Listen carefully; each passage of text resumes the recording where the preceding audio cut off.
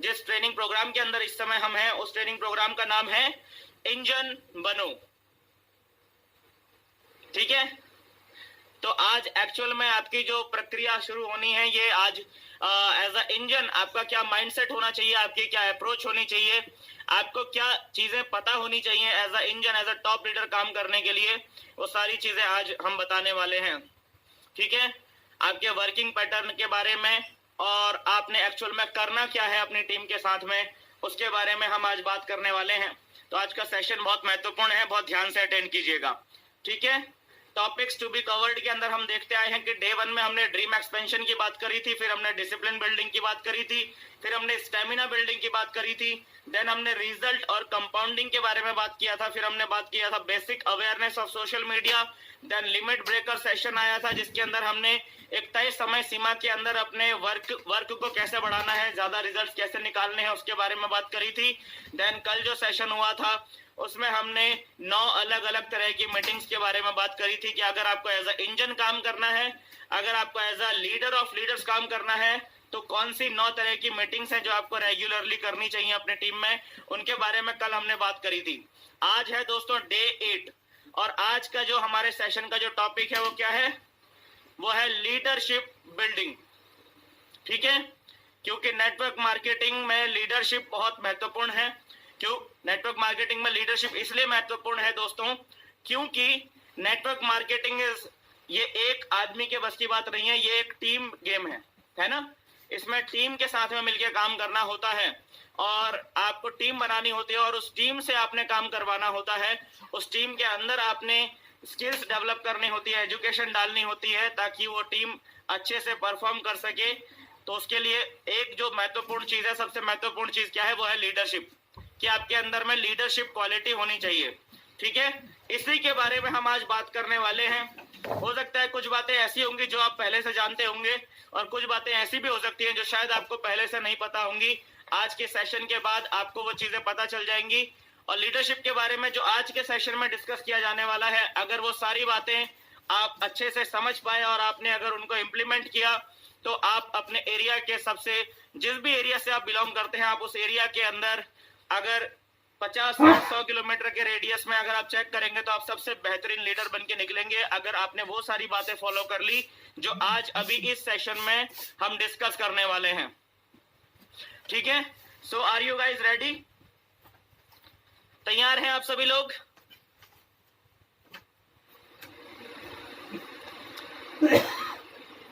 क्या बात है, बहुत बढ़िया। चलिए, तो आज के सेशन को स्टार्ट करते हैं दोस्तों और पहले टॉपिक पर आते हैं, लीडरशिप बिल्डिंग। आज के सेशन में मैं एक फ्लो में चलूंगा दोस्तों। आज हम एक फ्लो में बात करेंगे, बहुत सारी बातें आज के सेशन में करेंगे। आज जिन टॉपिक्स के ऊपर हम आज बात करने वाले हैं दोस्तों, एक्चुअल में अगर मैं बात करूं ना तो ये ऐसे टॉपिक्स हैं कि इन टॉपिक्स के ऊपर 1 घंटा तो छोड़िए, अगर मैं अपनी बात करूं तो मैं 10 घंटा भी इन टॉपिक्स के ऊपर बात कर सकता हूं।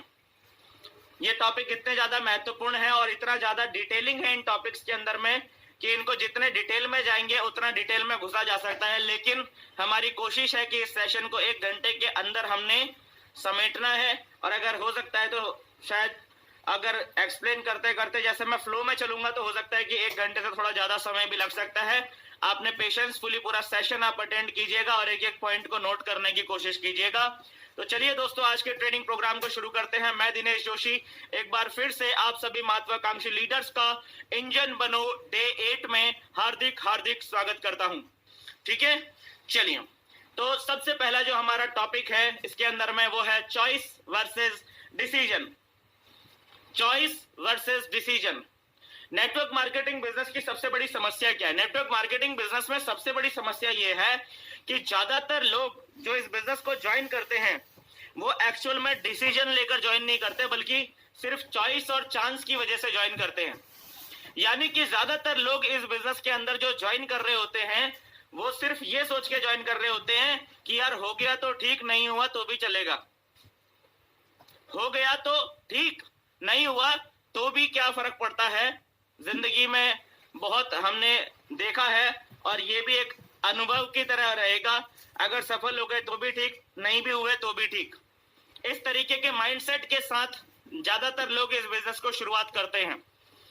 लोगों का माइंडसेट क्या होता है इस बिजनेस को शुरू करते वक्त में कि यार मेरा जा ही क्या रहा है, क्या जा रहा है मेरा, सिर्फ कुछ 1000 रुपए तो लगाए मैंने और उसके बदले में तो मुझे सामान मिल गया, बिजनेस तो फ्री में मिला है, चल गया तो भी ठीक, नहीं चला तो भी ठीक। ये होता है चॉइस। और प्रॉब्लम नेटवर्क मार्केटिंग में यह है कि ज्यादातर लोग इस तरह से चॉइस वाली मेंटालिटी से इस बिजनेस को ज्वाइन करते हैं और यहीं पे दिक्कत आती है। जब तक आपने इस बिजनेस के अंदर में रियल डिसीजन नहीं लिया तब तक आप इस बिजनेस के अंदर ज्यादा दूरी तक नहीं जा सकते, आप ज्यादा बड़ी सफलता इस बिजनेस के अंदर हासिल नहीं कर सकते जब तक आपने इस बिजनेस के अंदर में रियल डिसीजन नहीं लिया। रियल डिसीजन लेना इस बिजनेस के अंदर में बहुत ज्यादा जरूरी है, ठीक है। चॉइस से नहीं चलता ये बिजनेस, डिसीजन से चलता है। करना है मतलब करना ही है, हो पाएगा नहीं हो पाएगा क्या हो पाएगा इस उलझन में उलझना नहीं है। अगर ज्वाइन कर लिया है तो आपको दिखाई देता है इस बिजनेस के अंदर में कि भाई इतने सारे लोग इस बिजनेस के अंदर सक्सेस हुए हैं तो हम क्यों सक्सेस नहीं होंगे, हम भी 100% इस बिजनेस के अंदर सक्सेस होंगे। लेकिन ये सोचना पड़ता है। मैं आपको बताऊं दोस्तों, हर नेटवर्कर के करियर में एक लम्हा ऐसा आता है, जितने भी नेटवर्कर्स हैं ना, हर नेटवर्कर के करियर में एक ऐसा लम्हा आता है जब वो एक्चुअल में डिसाइड करता है अंतर्मन में कि उसे डायमंड बनना है या नहीं। ये एक लम्हा हर एक नेटवर्कर के जीवन में आता है। जब हम इस बिजनेस को ज्वाइन करते हैं, हमें इस बिजनेस के बारे में बहुत कुछ पता नहीं होता है, हमें इस बिजनेस के बारे में बहुत कुछ जानकारी नहीं होती है। सिर्फ हमें उतना ही पता होता है जितना हमारे स्पॉन्सर ने हमें बताया होता है, जितना हमें प्लान करते वक्त जानकारी दी गई होती है, जितना हमारा फॉलो अप करते वक्त में हमें बताया गया होता है, सिर्फ हमें उतना ही पता होता है। उससे ज्यादा हमें इस बिजनेस के बारे में पता नहीं होता है। तो हम इस बिजनेस के अंदर जब आ जाते हैं, ज्वाइन करते हैं, जब काम करना शुरू करते हैं, तो काम करने के बाद में हमें कुछ एक्सपीरियंस आना शुरू होता है, कुछ मार्केट की सिचुएशन का अंदाजा लगना शुरू होता है। उसके बाद हमें धीरे धीरे समझ में आना शुरू होता है कि ये काम आसान है या मुश्किल है या सीधा है या टेढ़ा है, ये किस तरह का काम है, वो हमको धीरे धीरे अंदाजा लगना शुरू होता है। और 3, 4, 5, 6, 7, 8, 10 महीने निकलने के बाद फिर वो एक लम्हा आता है आपके जीवन में, फिर आता है वो एक लम्हा जब आपको कुछ एक्सपीरियंस हो जाता है, कुछ आपने काम कर लिया होता है, 30, 40, 50, 60, 100, 200, 500 लोगों से आपने बात कर ली होती है, कुछ आपकी 7, 8, 10 लोगों की टीम बन गई होती है, आपने इस बिजनेस के अंदर थोड़ा बहुत कुछ देख लिया होता है। उसके बाद आपके जीवन में एक ऐसा मोमेंट आता है जब आप अंतर्मन से, हर किसी लीडर के अंदर आता है, ये हर किसी के अंदर आता है, जब आप अंतर्मन में ये डिसाइड करते हैं कि क्या आपको एक्चुअल में, जब आपको असलियत का पता चलता है, जब आपको असलियत का मतलब ये हुआ कि असलियत माने कि रियल में क्या प्रॉब्लम आने वाली है इस बिजनेस के अंदर में हमको बिल्ड करने के लिए, तब जब आपको पता चलता है, उसके बाद आपके जीवन में एक लम्हा आता है जब आप अपने अंतर्मन में डिसाइड करते हैं कि आपको एक्चुअल में जो प्रॉब्लम्स आने वाली है इस बिजनेस के अंदर, उन प्रॉब्लम्स को झेलते हुए आपने डायमंड बनना है या नहीं, आप डायमंड बनना चाहते हैं या नहीं, आप सक्सेस होना चाहते हैं इस बिजनेस से या नहीं, तब आप लेते हैं रियल डिसीजन। वहां से एक्चुअल में आपके नेटवर्क मार्केटिंग करियर की शुरुआत एक्चुअल में वहां से होती है, जब आप रियल डिसीजन लेते हैं। क्योंकि जिस दिन आप रियल डिसीजन लेते हैं अपने करियर के अंदर, अपनी लाइफ के अंदर में, उस दिन के बाद आप अपनी सफलता या असफलता के लिए किसी और को फिर दोषी नहीं मानते। फिर आप इस बात को समझ लेते हैं, आपको ये बात समझ में आ जाती है कि ये मेरे करने से ही चलेगा, ये मैं ही हूं जो इस बिजनेस के अंदर मुझे सफलता तक पहुंचा सकता है, वो मैं ही हूं, जो इस बिजनेस के अंदर मुझे गिरा सकता है वो मैं ही हूं। इस बिजनेस के अंदर सक्सेस होने के लिए मेरा जो सबसे बड़ा साथी है वो मैं खुद हूं। जिस दिन ये फीलिंग आती है अंदर से, उस दिन वो लम्हा आता है जब आप डिसाइड करते हैं कि मुझे एक्चुअल में इस बिजनेस को करना है या नहीं करना है। तो अगर लीडरशिप की पहली क्वालिटी है कि ये बिजनेस चॉइसेस से आप कभी मत करना, चॉइसेस से जब तक आप इस बिजनेस को कर रहे हैं, जब तक आपके अंतरात्मा से ये आवाज नहीं आ रही है कि आपको हर हाल में इस बिजनेस में सक्सेस होना ही है, आप हर हाल में इस बिजनेस में सक्सेस होना ही चाहते हैं, जब तक ये अंदर से फीलिंग नहीं आई ना, तब तक लीडरशिप क्वालिटी नहीं आएगी अंदर से। पॉइंट नंबर 1 है ये। तो ये बिजनेस चॉइसेस से नहीं चलेगा, ये बिजनेस सिर्फ और सिर्फ एक स्ट्रॉन्ग डिसीजन से ही चलेगा। और अगर आप लोग अभी इस समय इस सेशन के अंदर में हैं, तो मेरा ये मानना है, मैं ये मानता हूं, मैं इस चीज को फील करता हूं कि आपने एक्चुअल में रियल डिसीजन लिया है इस बिजनेस को करने का, इसीलिए आप इस बिजनेस के अंदर अभी इस सेशन के अंदर में हैं। आप कोई भी प्राइस पे करने के लिए तैयार हैं, ये बात मैं जानता हूं, ठीक है, दैट्स वाई। तो ये पहली क्वालिटी है आपके अंदर जो आपको इसको समझना है। उसके बाद है इमोशनल इंटेलिजेंस, ये दूसरा टॉपिक है, इसको हम कवर करने वाले हैं। चॉइसेस वर्सेस डिसीजन पे हम थोड़ी देर में और थोड़ा सा अभी बात करेंगे। उसके बाद एक और आज महत्वपूर्ण टॉपिक आएगा, मन वचन कर्म। जब पिछले सेशन में, पिछली बार इंजन मनो सेशन जब हुआ था, तब हमने एक बार जब इस मन वचन कर्म को जब हमने एक्सप्लेन किया था, उसके बाद बहुत सारे लीडर्स के हमें फीडबैक आए थे, रिप्लाई आए थे कि यस सर, ये टॉपिक कवर करना बहुत जरूरी था। और ये जिसको समझ में आ जाता है मन वचन कर्म, उसके बाद फिर उस व्यक्ति को कोई रोक नहीं सकता, ठीक है। ये अगला टॉपिक आने वाला है। इसके बाद आएगा एक बहुत महत्वपूर्ण सवाल आएगा इसके बाद आपके सामने आज के सेशन में, कि एक लीडर का सबसे जरूरी काम क्या है। एक लीडर का सबसे जरूरी काम क्या है, ये एक महत्वपूर्ण सवाल आएगा अभी आपके सामने। और उसके बाद आपके सामने एक और बहुत महत्वपूर्ण सवाल आएगा, जिसमें हम बात करेंगे कि आप आज जिस भी लेवल पर हैं, आज आप जिस भी लेवल पर हैं, मुझे नहीं पता, लेकिन सच्चाई ये है कि आज आप जिस भी लेवल पर हैं, आप उससे भी बड़े लेवल पर क्यों नहीं हैं, ये सवाल आएगा। क्योंकि आप हो सकते थे कि नहीं हो सकते थे। आज आप जिस भी लेवल पर हैं, आपकी अंतरात्मा जानती है कि आप उससे बड़े लेवल पर हो सकते थे आज की डेट में, लेकिन नहीं है। क्यों नहीं है, इसके बारे में बात करेंगे हम। और आगे इस सेशन के अंदर हम कवर करेंगे कि हर एक सच्चा लीडर ये बात जानता है। कौन सी बात जानता है, इसके बारे में बात करेंगे, ठीक है। तो ये आज के टॉपिक्स हैं दोस्तों, जो हम आज कवर करने वाले हैं। बहुत ही महत्वपूर्ण आज का सेशन है, बहुत ध्यान से आप इसको समझिएगा, समझने की कोशिश कीजिएगा और नोट डाउन करने की कोशिश कीजिएगा। मैं एक फ्लो में चलूंगा और जो भी इंपॉर्टेंट जानकारी है वो आपको जो है नोट करते हुए चलना है, ठीक है। चलिए, तो सबसे पहले है choice versus decision, choices versus decisions.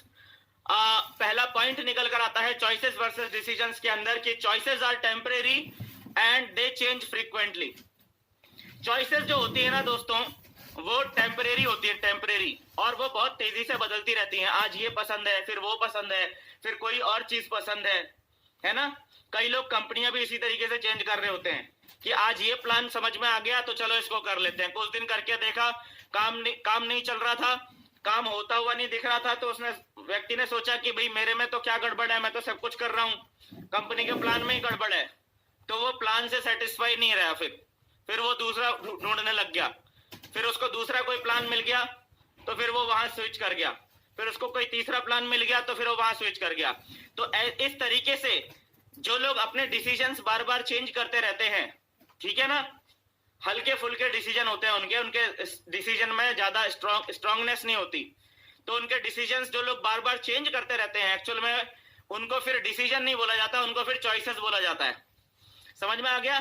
Choices are temporary and they change frequently. समझ में आ गया? पॉइंट नंबर 1 है ये। इसके बाद choices are not connected with big solid reason. आप किसी भी काम को कर रहे हैं, आप कोई भी काम कर रहे हैं, कैसे पता चलेगा कि ये चॉइस है कि डिसीजन है? अगर वो चॉइस है आपकी, तो उसके पीछे आपको कोई भी सॉलिड रीजन नहीं दिखाई देगा, और डिसीजन जो होता है उसके पीछे आपको एक सॉलिड रीजन दिखाई देगा। वो सॉलिड रीजन आपको उस डिसीजन से हिलने नहीं देता। और क्योंकि चॉइसेस जो हैं वो भी हमें लगता तो है कि ये डिसीजन है, लेकिन वो एक्चुअल में डिसीजन नहीं होता, वो सिर्फ चॉइस होती है, क्योंकि उसके पीछे हमको कोई स्ट्रॉन्ग रीजन नहीं दिखाई दे रहा होता। समझ में आ गया? Choices are not connected with big solid reason. समझ लेना इस चीज को, ये बहुत महत्वपूर्ण चीज है। आपको अगर आप जिस भी काम को कर रहे हैं, उस काम को करने के पीछे अगर आपका एक बहुत बड़ा सॉलिड रीजन है, हम बार बार बोलते हैं, बहुत सारे लोग हमें ये चीज बोल रहे होते हैं कि सर मैं सुबह उठता हूं तो मैं काम करने के लिए अपने आप को बाहर नहीं निकाल पाता हूं, मैं सोचता तो हूं कि मैं काम करूंगा लेकिन मैं उतनी हिम्मत नहीं जुटा पाता हूं, अपने प्रोस्पेक्ट के पास जा नहीं पाता हूं, अपनी हैबिट डेवलप कर नहीं पाता हूं, इस सिस्टम को मैं समझता तो हूं कि ये सारे काम हमने करने चाहिए, लेकिन सब कुछ जानने के बाद भी मैं वो सारे काम करने के लिए अपने आप को एक्शन मोड में, एक्टिव मोड में ला नहीं पाता हूं। कारण क्या है उसके पीछे? कारण यही है कि आपने ज्वाइन तो कर लिया है, सब कुछ कर लिया है, लेकिन इस काम को करने का आपके पास में एक सॉलिड, बिग सॉलिड रीजन नहीं है। दैट्स वाई ये आपका एक स्ट्रॉन्ग डिसीजन नहीं बन पा रहा है, ये सिर्फ एक चॉइस बन के रह गया है। तो choices are not connected with big solid reason, ठीक है? Decisions are permanent and does not change at any cost. चॉइसेस से बिल्कुल अपोजिट है, ठीक है?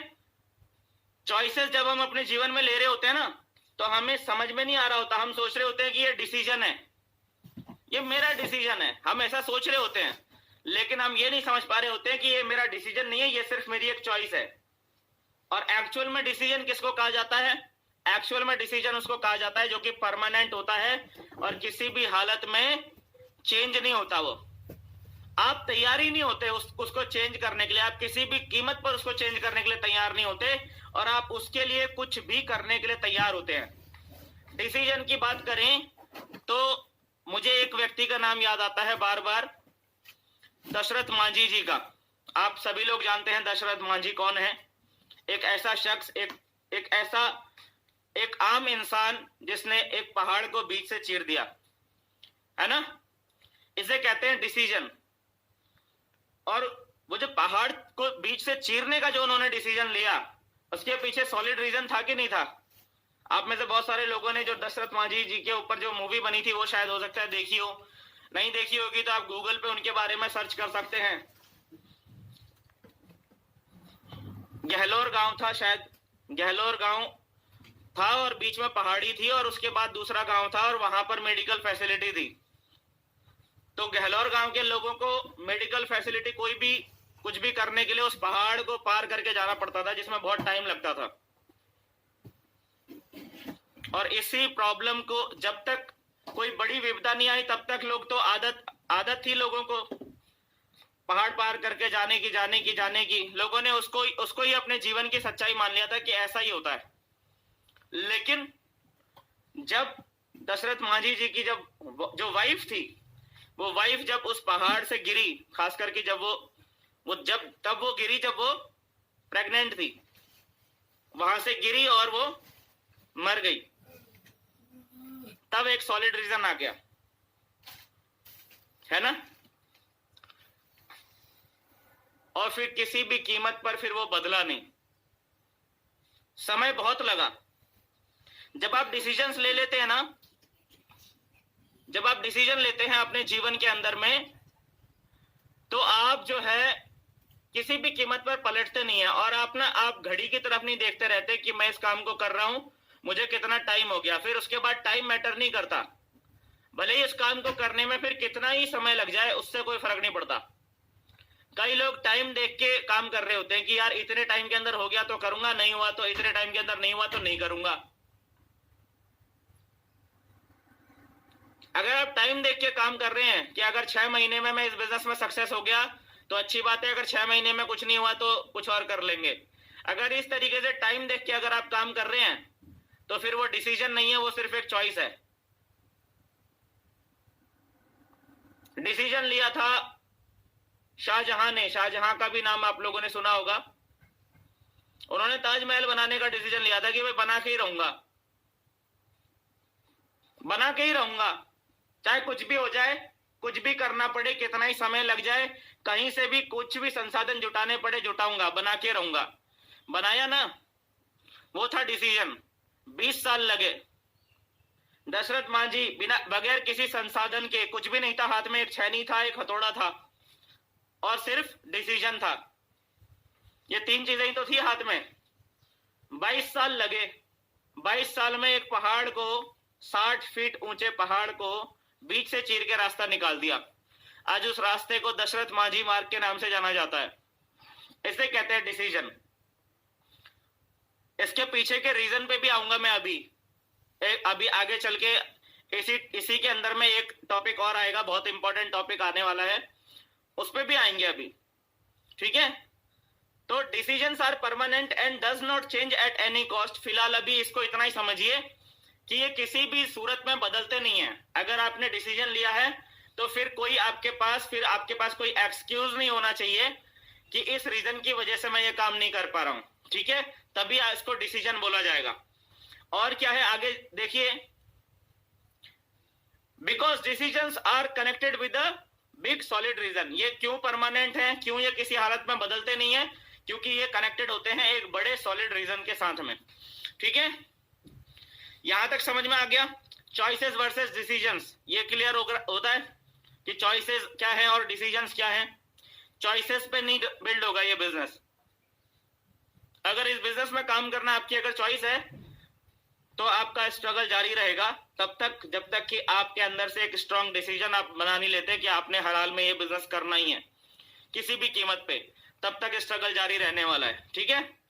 चलिए अब है बहुत महत्वपूर्ण टॉपिक आ गया, इमोशनल इंटेलिजेंस।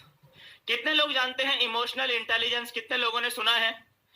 मेरा मानना है कि आप में से अधिकतर लोगों ने ये वर्ड जरूर सुना होगा, इमोशनल इंटेलिजेंस, जिसको EQ के नाम से जानते हैं, यानी कि इमोशनल क्वोशिएंट के नाम से भी जानते हैं, ठीक है। इमोशनल इंटेलिजेंस एक होता है IQ, इंटेलिजेंस क्वोशिएंट, है ना, और एक होता है इमोशनल क्वोशिएंट, ठीक है। IQ से अलग होता है EQ। आपने देखा होगा हर जगह बात करी जाती है, इसका IQ इतना है, इसका IQ इतना है, अरे बाप रे इसका IQ इतना ज्यादा है।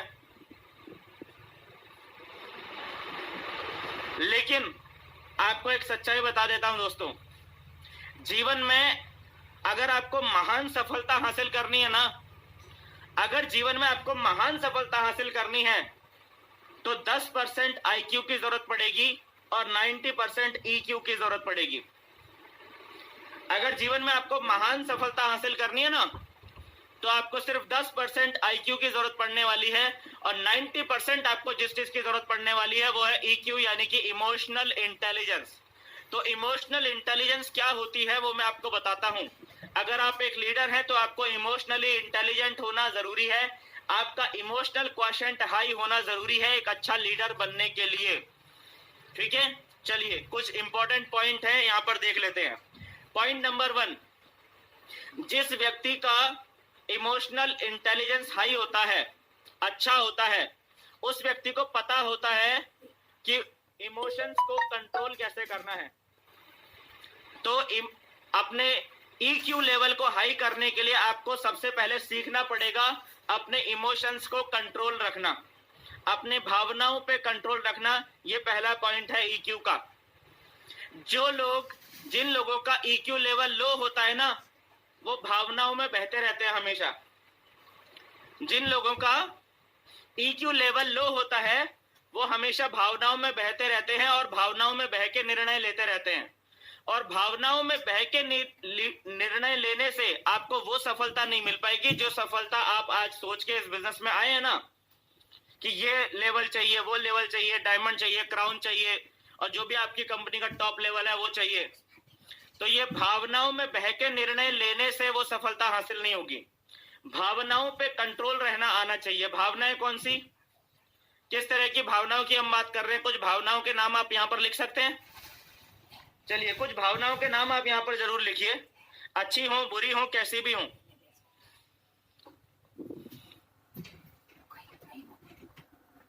कुछ भावनाओं का नाम जरूर आप लिखिए यहाँ पर।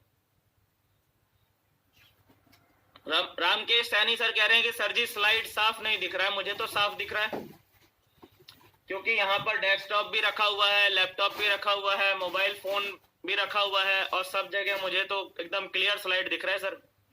आप वहां पर देखिएगा, आप वहां पर आपका जो एरिया है वहां पर नेट सही चल रहा है कि नहीं चल रहा है, आप देखिएगा रामकेश सैनी सर। शक है, रिलेशनल है, सैड है, और क्या है, डर है, फ्रीडम है, ईर्ष्या है, और क्या है, और क्या क्या होते हैं, और क्या क्या होते हैं, हैप्पी, फियर, सैड, लव, ठीक है। और बताइए और क्या क्या होते हैं, ममता होता है, लालच होता है, हेट, लव, एंगर, सैड, है ना। ये सारे के सारी चीजें क्या है, ये सारी की सारी भावनाएं हैं। अब आप खुद ही सोच कर देखो, थोड़ा सा दिमाग लगाओ, क्या ये सारी भावनाएं हमारे जीवन पे इंपैक्ट नहीं डालती? क्या हमारे डिसीजंस पे असर नहीं डालती? कई बार हम क्या होता है, भावनाओं में बह जाते हैं और भावनाओं में बह के हम लोग कुछ ऐसे डिसीजंस ले लेते हैं जिनके ऊपर बाद में हमको पछताना पड़ता है कि यार बड़ी गड़बड़ हो गई। होता है कि नहीं होता है? तो जीवन में अगर आपको बड़ी सफलता हासिल करनी है तो आपको आपके जीवन में भटकाव नहीं होना चाहिए। और जब हम भावनाओं में बहकर डिसीजन लेते हैं तो हम हमेशा भटकते रहते हैं, हम अपने मार्ग से हिल जाते हैं। इसीलिए अगर आप चाहते हैं कि भाई आपको अपने जीवन में बड़ी सफलता चाहिए तो आपका इमोशनल इंटेलिजेंस आपके पास होनी चाहिए, आपको इमोशनल इंटेलिजेंट होना चाहिए इमोशनली। और उसका जो सबसे पहला स्टेप है वो ये है कि learning how to control emotions. ये आपको इमोशंस पे कंट्रोल रखना जरूरी है, ठीक है। गुस्सा है, अत्यधिक गुस्सा भी आपको नहीं आना चाहिए, अत्यधिक प्यार में भी आपको नहीं पड़ना चाहिए कि पता चला प्यार प्यार प्यार के चक्कर में कहां के कहां निकल गए। ईर्ष्या, ईर्ष्या भी आपको रखना है, क्योंकि कई बार ऐसा होता है ना, मानव स्वभाव ही ऐसा है, हम अपने दुख से दुखी नहीं होते हैं, हम दूसरों के सुख से दुखी हो जाते हैं। होता है कि नहीं होता? बहुत सारे लोगों के साथ है ये समस्या कि अपने दुख से दुखी नहीं है वो दूसरे के सुख से दुखी हो गया। तो इसे क्या कहा जाता है? इसी को बोला जाता है ईर्ष्या, ठीक है। लालच है ना, लालच। जब आप बड़े कार्य के लिए जब आप काम कर रहे होते हैं ना, तो जब छोटी सी सफलता आपको मिलती है तो वो छोटी सी सफलता आपके लिए एक लालच की तरह होती है कि आप या तो उतना लेकर आप रुक जाइए या फिर आप बड़े के लिए काम कीजिए। जैसे कौन बनेगा करोड़पति आता था ना, कौन बनेगा करोड़पति में अमिताभ बच्चन साहब आते थे। स्वागत है आप सभी देवियों और सज्जनों। सभी देवियों और सज्जनों का स्वागत करने के बाद वो बोलते थे पहला सवाल 1000 रुपए का आपके सामने है, ये टड़ंग टड़ंग टड़ंग टड़ंग टड़ंग। फिर एक सवाल आता था, फिर वो जीत जाता था तो फिर बोलता था बहुत बहुत बधाई हो आपको, सामने चेक पकड़ा देते और चेक फिर वापस ले लेते थे। फिर उसके बाद फिर वो दूसरा सवाल पूछते थे और आपके कंप्यूटर स्क्रीन पर आता है ये दूसरा सवाल 3000 रुपए के लिए। तो फिर 3000 रुपए का सवाल आता था, फिर वो भी टड़ंग टड़ंग टड़ंग करके वो भी सही जवाब मिल जाता था। फिर उसके बाद 3000 के बाद फिर और थोड़ा सा अमाउंट बढ़ता था, करते करते 10,000, 15,000, 20,000 करके एक स्लैब आता था 2.5 लाख। 2.5 लाख वाला स्लैब आता था। और जैसे ही 2.5 लाख वाला स्लैब पार करता था बंदा, तो 2.5 लाख वाले स्लैब को पार करने के बाद अमिताभ बच्चन साहब क्या बोलते थे कि अब आपके पास 2 ऑप्शन हैं, या तो आप यहीं पर क्विट कर दीजिए और 2.5 लाख रुपए लेकर आप चले जाइए, या फिर आप अगले प्रश्न के लिए खेलिए। लेकिन मैं आपको सावधान कर देता हूं कि अगर आप अगले प्रश्न के लिए खेलने का डिसीजन लेते हैं और अगर आप गलत जवाब देते हैं तो आपको यहां से कुछ भी प्राप्त नहीं होगा, या जो भी मिनिमम अमाउंट है 5,000, 10,000, मुझे उतना याद नहीं है, वो उतने पे आप अटक जाएंगे, आप उतना ही आप लेकर जा पाएंगे यहां से। तो आपके सामने दो डिसीजन है। आ गया ना लालच वाला फैक्टर? आ गया नहीं आ गया वहां पर? अब 2 काम कर सकते हो, या तो जो छोटी सी सफलता मिल गई उसको पकड़ के बैठ जाओ या फिर आगे बढ़ो। यकीन मानिए दोस्तों, नेटवर्क मार्केटिंग बिजनेस में आगे बढ़ डिसीजन आसान है। वो कौन बनेगा करोड़पति में 2.5 लाख वाले सवाल का जवाब देने के बाद 5 लाख के लिए खेलना वो मुश्किल था, यहां पर आपको आसान है। समझ में आ गया? क्योंकि वहां पर अगर आप हार जाते तो आप 0 हो जाते, लेकिन यहां पर आप हारते ही नहीं है। यहां पर बस आपको क्या करना होता है, आपने हमेशा फाइट करते रहना है, आपने हमेशा काम करते रहना है, करते रहना है, करते रहना है। यहां पे सफलता गारंटीड है। इसीलिए वहां पर बोला जाता था कौन बनेगा करोड़पति, और यहां पर बोला जाता है सब बनेंगे करोड़पति। तो जीवन में हमेशा याद रखना, छोटे छोटे लालचों में फंसना नहीं है, छोटे छोटे लालच में आकर बड़े अपने टारगेट को छोड़ना नहीं है, उसको भूलना नहीं है। ठीक है, चलिए अब इसके अंदर दूसरा पॉइंट क्या आता है,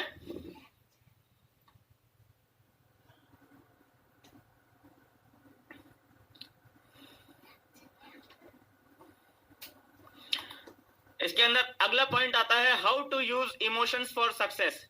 जो इंसान इमोशनली इंटेलिजेंट होता है,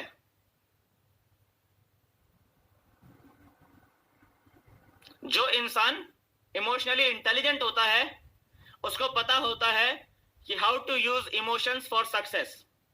ये बहुत इंपॉर्टेंट चीज है। वो इमोशंस को सफलता के लिए इस्तेमाल करना जानता है।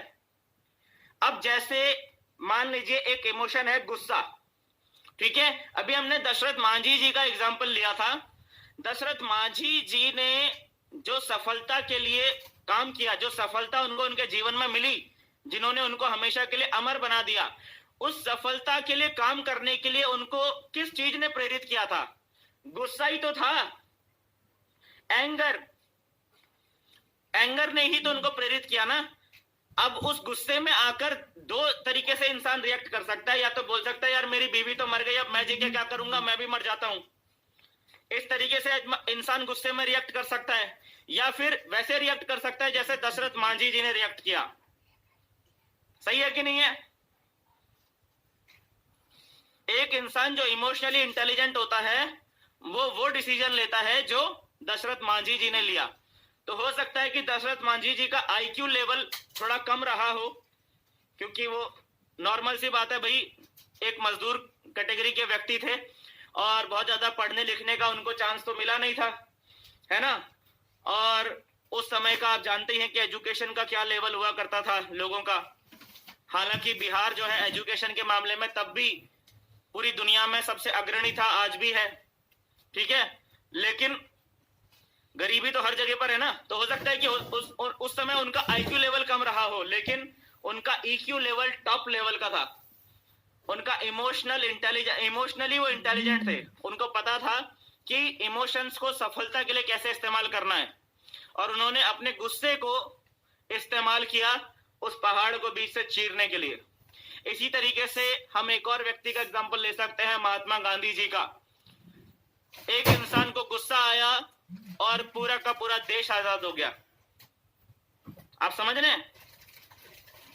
और कुछ लोगों को गुस्सा आता है तो वो कुछ और ही करते हैं, नींद की गोली खा लेते हैं, छत से कूद जाते हैं। कुछ लोगों को गुस्सा आता है तो वो किसी का खून कर देते हैं। हाँ, समझ रहे हैं ना क्या बोल रहा हूं मैं? एक इंसान जो इमोशनली इंटेलिजेंट है,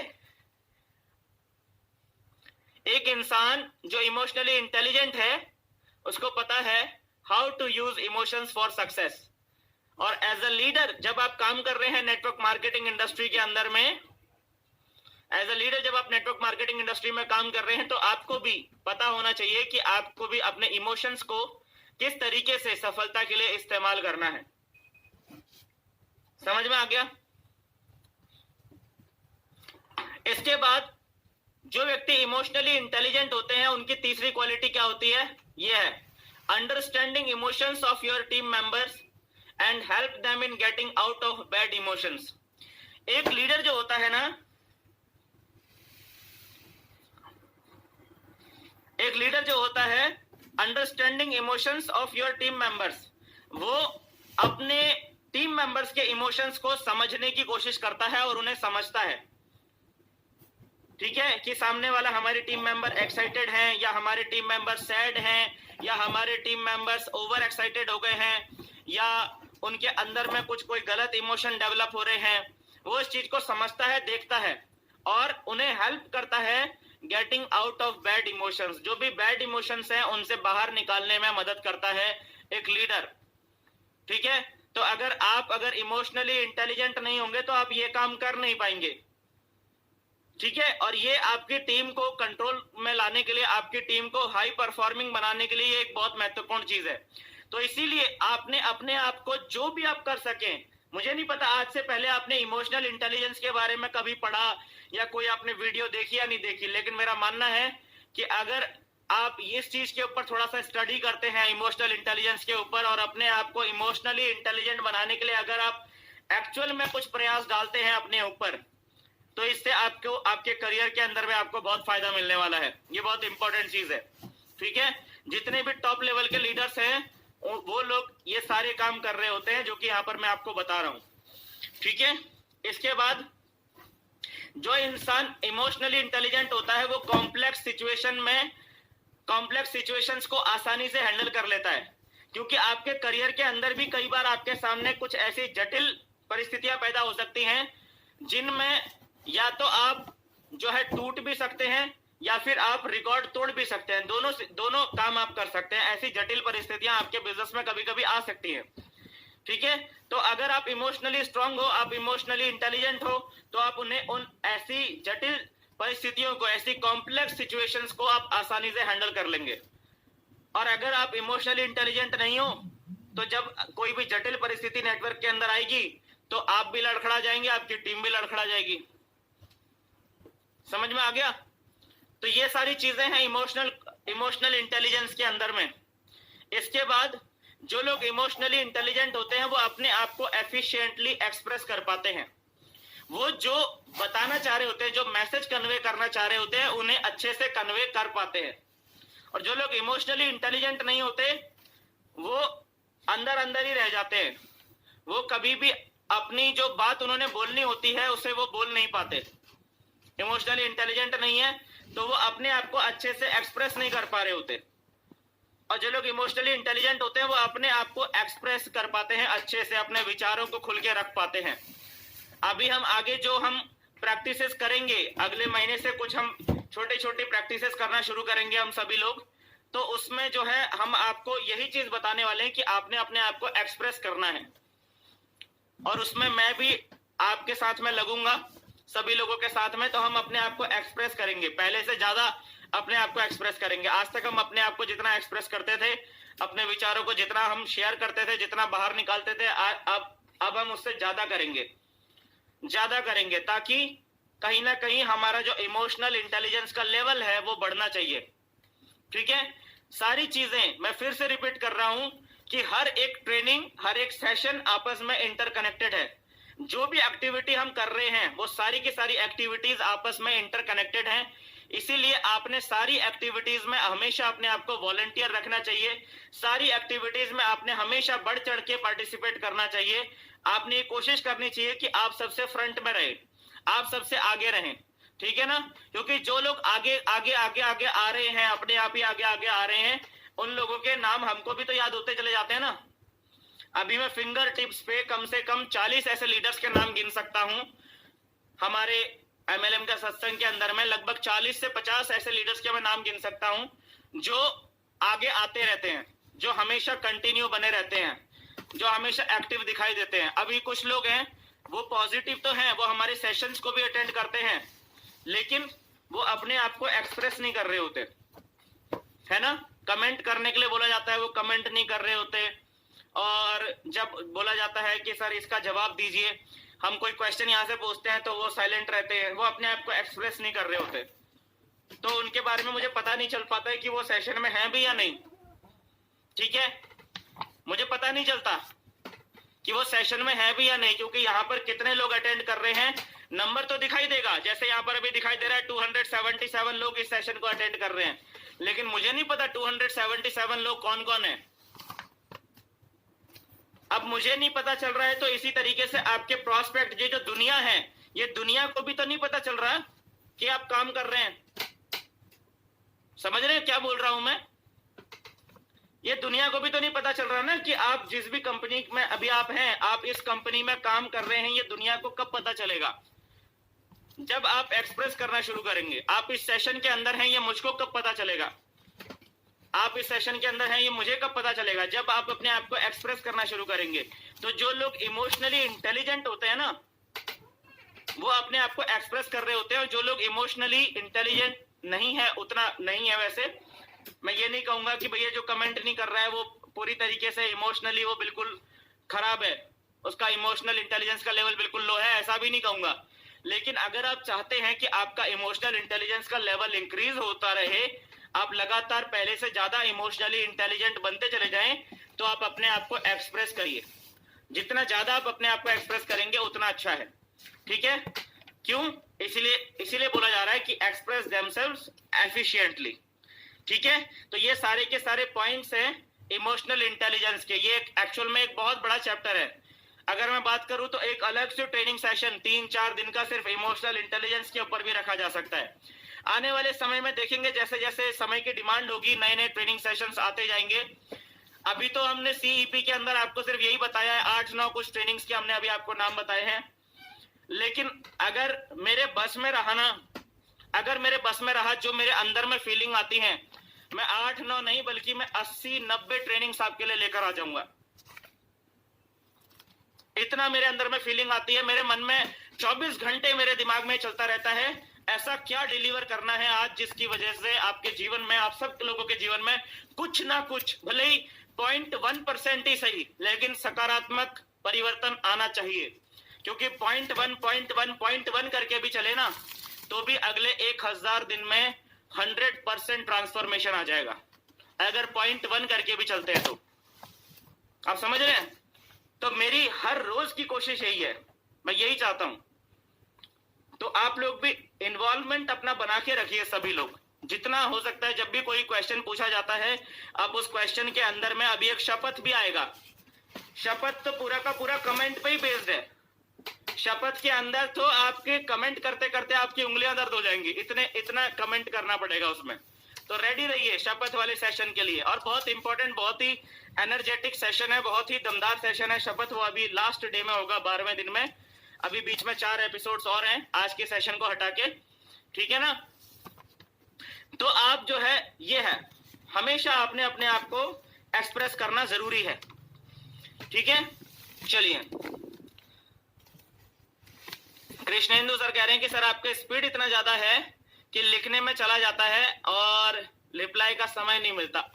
देखिए सर, ये तो है, क्योंकि हम अगर एक अगर स्पीड पकड़ के अगर काम नहीं करेंगे, अगर स्पीड से काम नहीं करेंगे, तो काम धीरे धीरे होता चला जाएगा। और यही जो सेशन 1-1.25 घंटे में खत्म होने वाला है, इस सेशन को खत्म करने में 3 घंटे भी लग जाएंगे। इसलिए स्पीड के मामले में कॉम्प्रोमाइज नहीं कर सकते। लेकिन जहां पर आपसे बोला जाता है, कई बार क्या होता है, कमेंट करने में सिर्फ हमको यस या नो लिखना होता है, तो वहां पर तो लिखा जा सकता है ना सर। कहीं पर जैसे अभी हमने पूछा कि भाई इमोशन का नाम बताओ, तो किसी ना किसी एक इमोशन का नाम लिख के भी काम हो सकता है। लेकिन आपकी इन्वॉल्वमेंट आपने बनाकर रखनी है, ये जरूरी है ना। अभी आपने इतना बड़ा यहाँ पे कमेंट लिखा, ये भी तो आप ही ने लिखा है ना, किसी और ने थोड़ी लिखा है। तो ये है चीजें, इसको आपने थोड़ा ख्याल रखना है। 8:48 हो गया। चलिए, 48 मिनट तो ऑलरेडी निकल गए और अभी आधा सेशन बचा हुआ है, ठीक है? तो यहां तक समझ में आ गया ना? इमोशनल इंटेलिजेंस समझ में आ गया, चॉइस वर्सेस डिसीजन समझ में आ गया, इमोशनल इंटेलिजेंस समझ में आ गया। अब है तीसरा सबसे इंपॉर्टेंट सेशन आ गया, यह है मन, वचन और कर्म। ज्यादातर लोग अपने जीवन में सफल क्यों नहीं हो पा रहे हैं? आपको रीजन बता देता हूं दोस्तों। ज्यादातर लोग अपने जीवन में सफल क्यों नहीं हो पा रहे हैं, उसका रीजन मैं आपको बता देता हूं। उसका रीजन है मन, वचन और कर्म। 3 शब्दों में छुपा हुआ है आपके सफलता का सबसे बड़ा रहस्य। बहुत ध्यान से समझना क्या बोल रहा हूं। हमारे शास्त्रों में इसे बोला गया है मनसा वाचा कर्मणा। क्या बोला गया है? मनसा वाचा कर्मणा। इसे हमारे शास्त्रों में बोला गया है। हिंदी में बात करें तो मन, वचन और कर्म। हमारे एक सीनियर अपलाइन है, वो हमें बार बार बोला करते थे, एक सेंटेंस वो हमें बोला करते थे। वो बोलते थे कि मन के कर्म सुधार ले, मन ही परम प्रधान, कायिक वाचिक कर्म तो है मन की ही संतान। क्या बोलते थे? वो बोलते थे बेटा मन के कर्म सुधार ले, मन ही परम प्रधान है, ठीक है? मन के कर्म सुधार ले, मन ही परम प्रधान, कायिक वाचिक कर्म तो है मन की ही संतान। यानी कि कायिक वाचिक कर्म का क्या मतलब हुआ? कायिक माने फिजिकल, फिजिकली जो हम काम कर रहे हैं। वाचिक का मतलब हुआ कि हम अपने जुबान से जो कुछ भी बातें कर रहे हैं, जो भी हमारे शब्द निकल रहे हैं हमारे जुबान से, यानी कि हम जो फिजिकली एक्टिविटीज कर रहे हैं और जो शब्द हमारे जुबान से निकल रहे हैं, ये दोनों ही चीजें हैं मन की ही संतान। ये हमारे मन की ही संतान है, ठीक है। इसीलिए बोल रहे हैं कि मन के कर्म सुधार ले। पहले मन को सुधार लो, पहले मन को साध लो। जीवन में सबसे मुश्किल क्या है? मन को साधना। मन बड़ा चंचल होता है ना। मन के कर्म सुधार ले, मन ही परम प्रधान, कायिक वाचिक कर्म तो है मन की ही संतान। ऐसा हमारे सीनियर अपलाइन हमें बार बार बोला करते थे। चलिए इसको थोड़ा सा और अभी एक्सप्लेन करते हैं। यहाँ पर अच्छे से समझिएगा मन, वचन और कर्म का क्या होता है। देखिए, ज्यादातर लोगों के जीवन में असफलता इसलिए है क्योंकि उनके मन, वचन और कर्म अलग अलग डायरेक्शन में है। यानी कि मन में कुछ और चल रहा है, जुबान से कुछ और निकल रही हैं बातें, और फिजिकली एक्टिविटी की बात करें तो फिजिकली एक्टिविटी कुछ और ही हो रही है उस व्यक्ति के जीवन में। तीनों अलग अलग डायरेक्शन में चल रहे हैं। और जीवन में सफलता पाने के लिए पॉइंट नंबर 1 है कि आपका मन, वचन और कर्म तीनों एक ही डायरेक्शन में होने चाहिए। This is point number 1। ज्यादातर लोगों के जीवन में प्रॉब्लम क्या है? आदमी के जुबान से निकल रहा होता है, मुझे डायमंड बनना है, मुझे डायमंड बनना है, मुझे क्राउन प्रेसिडेंट बनना है, मुझे DUCD बनना है, मुझे जो भी आपका जो है टॉप लेवल है कंपनी का, मुझे ये बनना है। ऐसा आदमी के जुबान से निकल रहा होता है, ठीक है। यानी कि ये वाचिक कर्म हो गया। और कायिक वर्क यानी कायिक कर्म यानी कि फिजिकल वर्क में वो व्यक्ति क्या कर रहा है? वो नौकरी करने में लगा हुआ है, मुंह से बोल रहा है, मुंह से बोल रहा है कि मुझे ये बनना है, मुझे ये बनना है, मुझे ये करना है। लेकिन उसकी फिजिकल एक्टिविटीज देखो तो वो क्या कर रहा है? सुबह उठता है, नहाता है, धोता है, ड्यूटी पे जाता है, आता है, खाता है, पीता है, सो जाता है। फिर सुबह उठता है, नहाता है, धोता है, ड्यूटी पे जाता है, उसके बाद फिर आता है, खाता है, पीता है, सो जाता है। उसका डेली रूटीन में यही चल रहा है। अपलाइन पूछता है, सर आज कितना काम किया? बोला, सर अभी मैं जरा कैजुअल लीव ले लूंगा 15-20 दिन की, उसके बाद उस कैजुअल लीव में काम करूंगा, अभी मैं जॉब कर रहा हूं। फिजिकली कुछ और ही कर रहा है वो, और वाचिक में कुछ और ही चल रहा है। और अगर उसके मन की बात करें तो मन में कोई तीसरी ही पिक्चर चल रही है। उस व्यक्ति के मन में क्या चल रहा है कि काश मैं भी सलमान खान की तरह फिल्म में एक्टिंग करता, मजा आ जाता। सलमान खान की तरह मैं भी जो है 55, 56, 60 साल की उम्र में मैं राधे मूवी बनाता। राधे है ना, अभी एक नई आई है ना सलमान खान की, राधे, और उसमें मैं भी गुंडों को गोली मारता, ठाए ठाए ठाए ठाए ठाए ठाए एक्शन। मन में वो चल रहा है। तो तीनों अलग अलग डायरेक्शन में चले गए। कायिक कर्म कुछ और ही हो गए, मानसिक कुछ और ही हो गए, और वाचिक कुछ और ही हो गए। यानी कि एक समय पे आप तीन जिंदगियां जी रहे हैं। समझ में आया क्या हो रहा है? हो ये रहा है कि जिन लोगों के मन, वचन और कर्म अलग अलग दिशा में चल रहे हैं ना, वो एक ही समय पे तीन जिंदगियां जी रहे हैं। आप सोच के देखिए, एक जीवन को संवारना इतना मुश्किल है, तो आप अगर एक साथ तीन जिंदगियां जी रहे होंगे तो क्या होगा आपका? इसीलिए वो इंसान कहीं नहीं पहुंच पा रहा होता, जीवन में भटकाव चल रहा होता है उसके। आप समझ रहे हैं? मन अलग ही चल रहा है, अलग ही दिशा में जा रहा है, वचन अलग ही दिशा में चल रहे हैं, कर्म अलग ही हो रहे हैं, कुछ और ही कर्म करता जा रहा है। जीवन की सबसे बड़ी प्रॉब्लम यही है। अगर आपको जीवन में सफल होना है, आपको एक महान सफलता अगर अपने जीवन में हासिल करनी है, आप चाहते हैं कि आपके सारे सपने पूरे हों, जो भी आपने ड्रीम एक्सपेंशन में डे 1 में आपने जो कुछ भी लिखा, मुझे नहीं पता कितनों ने लिखा कितनों ने नहीं लिखा, लेकिन जितनों ने भी लिखा, अगर आपको वो सब कुछ चाहिए तो पॉइंट नंबर 1 है कि आपका मन, आपका वचन, आपका कर्म, ये तीनों सेम डायरेक्शन में होने चाहिए, सेम डायरेक्शन में चलना चाहिए। यानी कि आपके मन से भी ये आवाज आनी चाहिए, 24 घंटा आपके मन से भी आवाज आनी चाहिए कि डायमंड बन के रहूंगा, डायमंड बन के रहूंगा, मुझे डायमंड बनना है, मुझे डायमंड बनना है, मुझे डायमंड बनना है। आपका मन डायमंड बनने के लिए एकदम एक्साइटेड होना चाहिए। आपका मन डायमंडशिप का नाम सुनते ही, आपकी कंपनी के टॉप लेवल अचीवर का नाम सुनते ही आपके मन में बिजली आनी चाहिए, आपके मन में बिल्कुल जो है एक्साइटमेंट, जोश, जुनून भर जाना चाहिए। आपका मन करना चाहिए, आपका मन ललचाना चाहिए उस सफलता को देखकर। ये पहली बात है कि मन के अंदर आपके अंदर वो बनने की एक तीव्र तीव्र इच्छा शक्ति होनी चाहिए कि ये बनना ही है यार, किसी भी हालत में मुझे ये बन के रहना है। ये हो गया कि मन को आपने एक दिशा में साध लिया। दूसरा, फिर आपने उसी के बारे में आप बातें कर रहे हैं। आप जो सुन रहे हैं वो उसी के बारे में सुन रहे हैं कि ये कैसे बना जाए, और आप जो बोल रहे हैं वो भी आप उसी के बारे में बात कर रहे हैं। आपके मुंह से शब्द भी यही निकल रहे हैं, यानी कि आप झिझक नहीं रहे समाज में ये डिक्लेयर करने में कि आप क्या बनना चाहते हो और आप क्या बनने के लिए काम कर रहे हो। कई लोगों को ये बताने में ही शर्म आ रही होती है कि मैं नेटवर्क मार्केटिंग बिजनेस कर रहा हूं। क्यों बताने में शर्म आ रही होती है? क्योंकि अंदर कुछ और है, बाहर कुछ और है। तो ये शर्म नहीं आनी चाहिए इंसान को कि मैं क्या कर रहा हूं या मैं किस सफलता के लिए काम कर रहा हूं। ठोक के बात करना है किसी भी इंसान से। आपके शब्द, आप अपने लोगों से, जब आप अपनी टीम के लोगों से बात कर रहे हैं तो आप शब्दों का इस्तेमाल कर रहे हैं, ठीक है। जब आप अपने प्रोस्पेक्ट को इनवाइट कर रहे हैं तो आपके शब्दों का इस्तेमाल आप कर रहे हैं। जब आप प्लान प्रेजेंटेशन कर रहे हैं तो आप शब्दों का इस्तेमाल कर रहे हैं। जब आप फॉलो अप कर रहे हैं तब आप शब्दों का इस्तेमाल कर रहे हैं। और अगर आप ये कुछ भी नहीं कर रहे हैं तब भी आपके मुंह से कुछ ना कुछ शब्द निकल ही रहे होंगे। आप उस समय मौन व्रत थोड़ी धर लेते हैं। जिस समय आप ये बिजनेस नहीं कर रहे होते उस समय हम मौन व्रत तो नहीं रखते ना। कुछ ना कुछ शब्द तो उस समय भी हमारे दिमाग से निकल रहे होते हैं, हमारे मुंह से निकल रहे होते हैं। तो वो वाले शब्द होते हैं जो आपको आपके लक्ष्य तक नहीं ले जाएंगे। और जब आप अपना काम कर रहे होते हैं उस समय जो आपके मुंह से शब्द निकल रहे होते हैं वो शब्द होते हैं जो आपको आपके लक्ष्य तक लेकर जाएंगे, वहां लेकर जाएंगे जहां आपका मन आपको पहुंचाना चाह रहा है। तो इस तरीके से आप अपने शब्दों को एक डायरेक्शन में ला सकते हैं। और एक और शब्दों को सही डायरेक्शन में लाने का एक और तरीका यह है कि जो आप अपने दिमाग में भरेंगे वही आपके मुंह से निकलेगा। जो भरा होगा वही तो निकलेगा ना मुंह से। तो आप अपने दिमाग को भरिए, सही डायरेक्शन में भरिए, सही शब्दों से आप अपने दिमाग को भरते रहिए। और आप सही शब्दों से अपने दिमाग को कैसे भरेंगे? Training training training training training training training. बस ऐसे ही लोगों के बीच में आप अपना वक्त बिताइए जो लोग उसी दिशा में काम कर रहे हैं जिस दिशा में आप जाना चाहते हैं।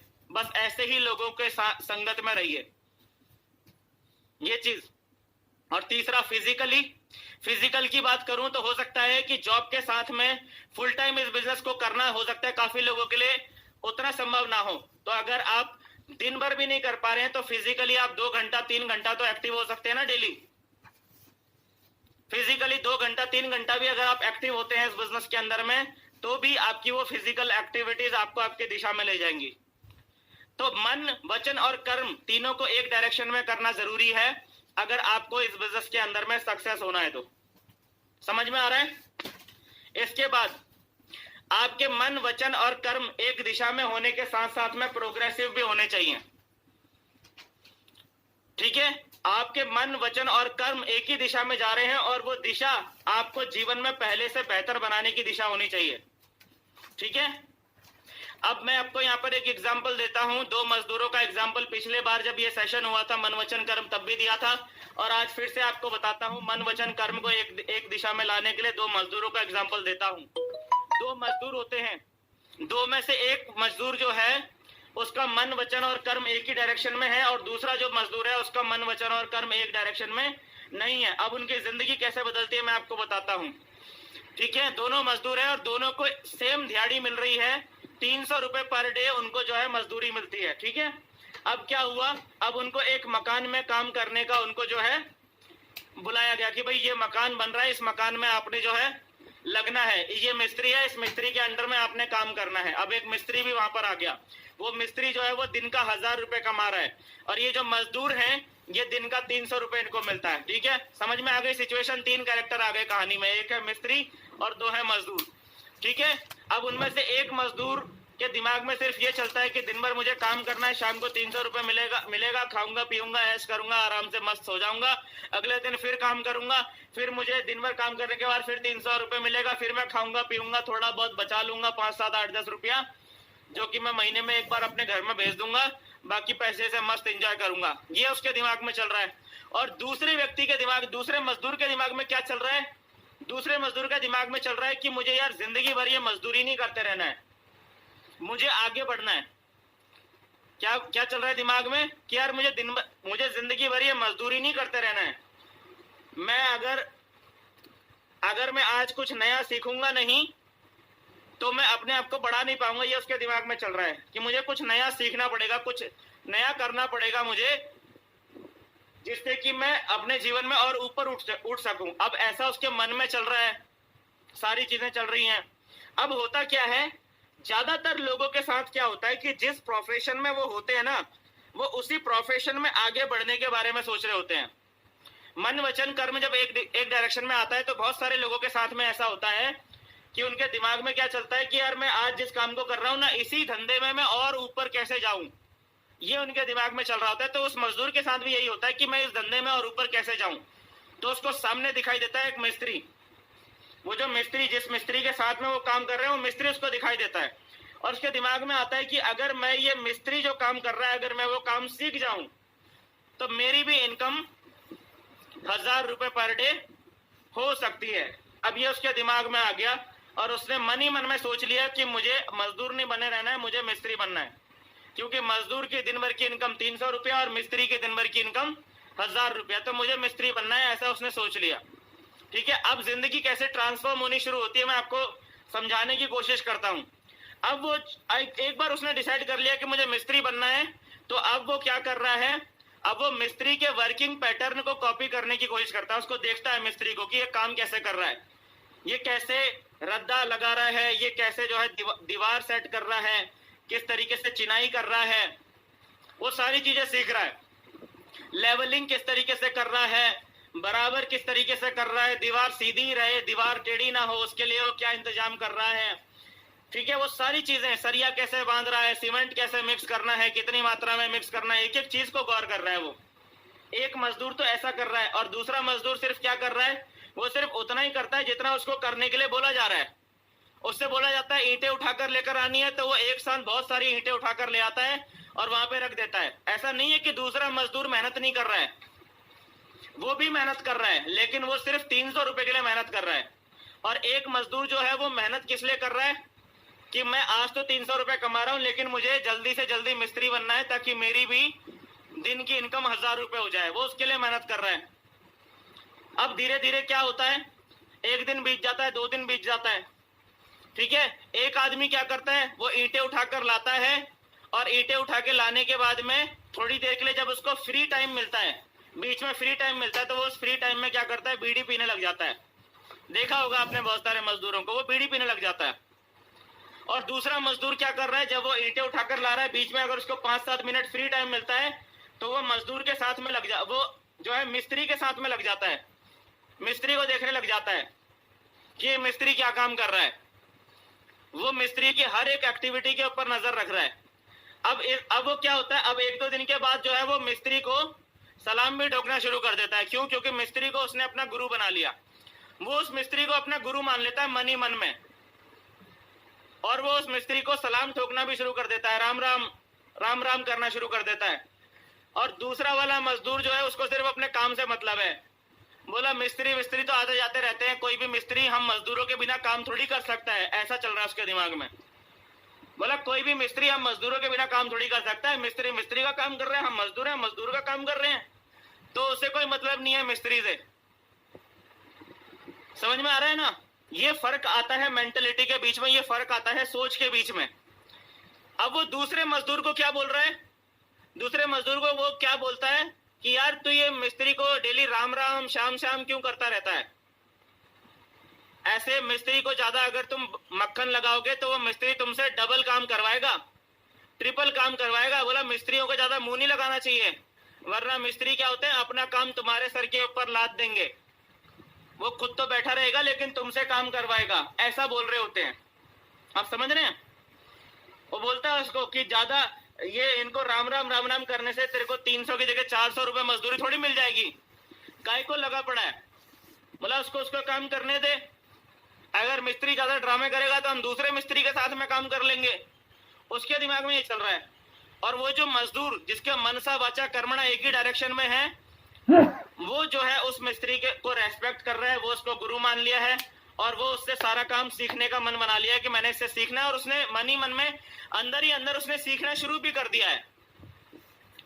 अब वो जो दूसरा जो वो मजदूर है जिसका मन वचन और कर्म एक ही डायरेक्शन में है, वो क्या करता है, अब उसकी एक्टिविटी देखिए कि वो सुबह 1 घंटा उठ के पहले 1 घंटा पहले उठ के वहां जाने लग जाता है साइट पे, ताकि वो ये देख सके कि ये मजदूर जो है शुरुआत में सरिया कैसे बांधता है और किस तरीके से सीमेंट बना रहा है, किस तरीके से, मतलब जो मेन काम शुरू होने से पहले जो तैयारियां करनी होती हैं उन तैयारियों को सीखने के लिए भी पहुंच रहा है। वो 1 घंटा पहले जा रहा है और 1 घंटा पहले जाने के साथ साथ वो जब काम खत्म हो जाता है, मजदूरी का टाइम पीरियड खत्म हो जाता है, उसके 1 घंटे बाद तक भी वहां रुका रहता है कि काम खत्म होने के बाद शाम के टाइम पे ही जो मिस्त्री है ये काम को समेटता कैसे है।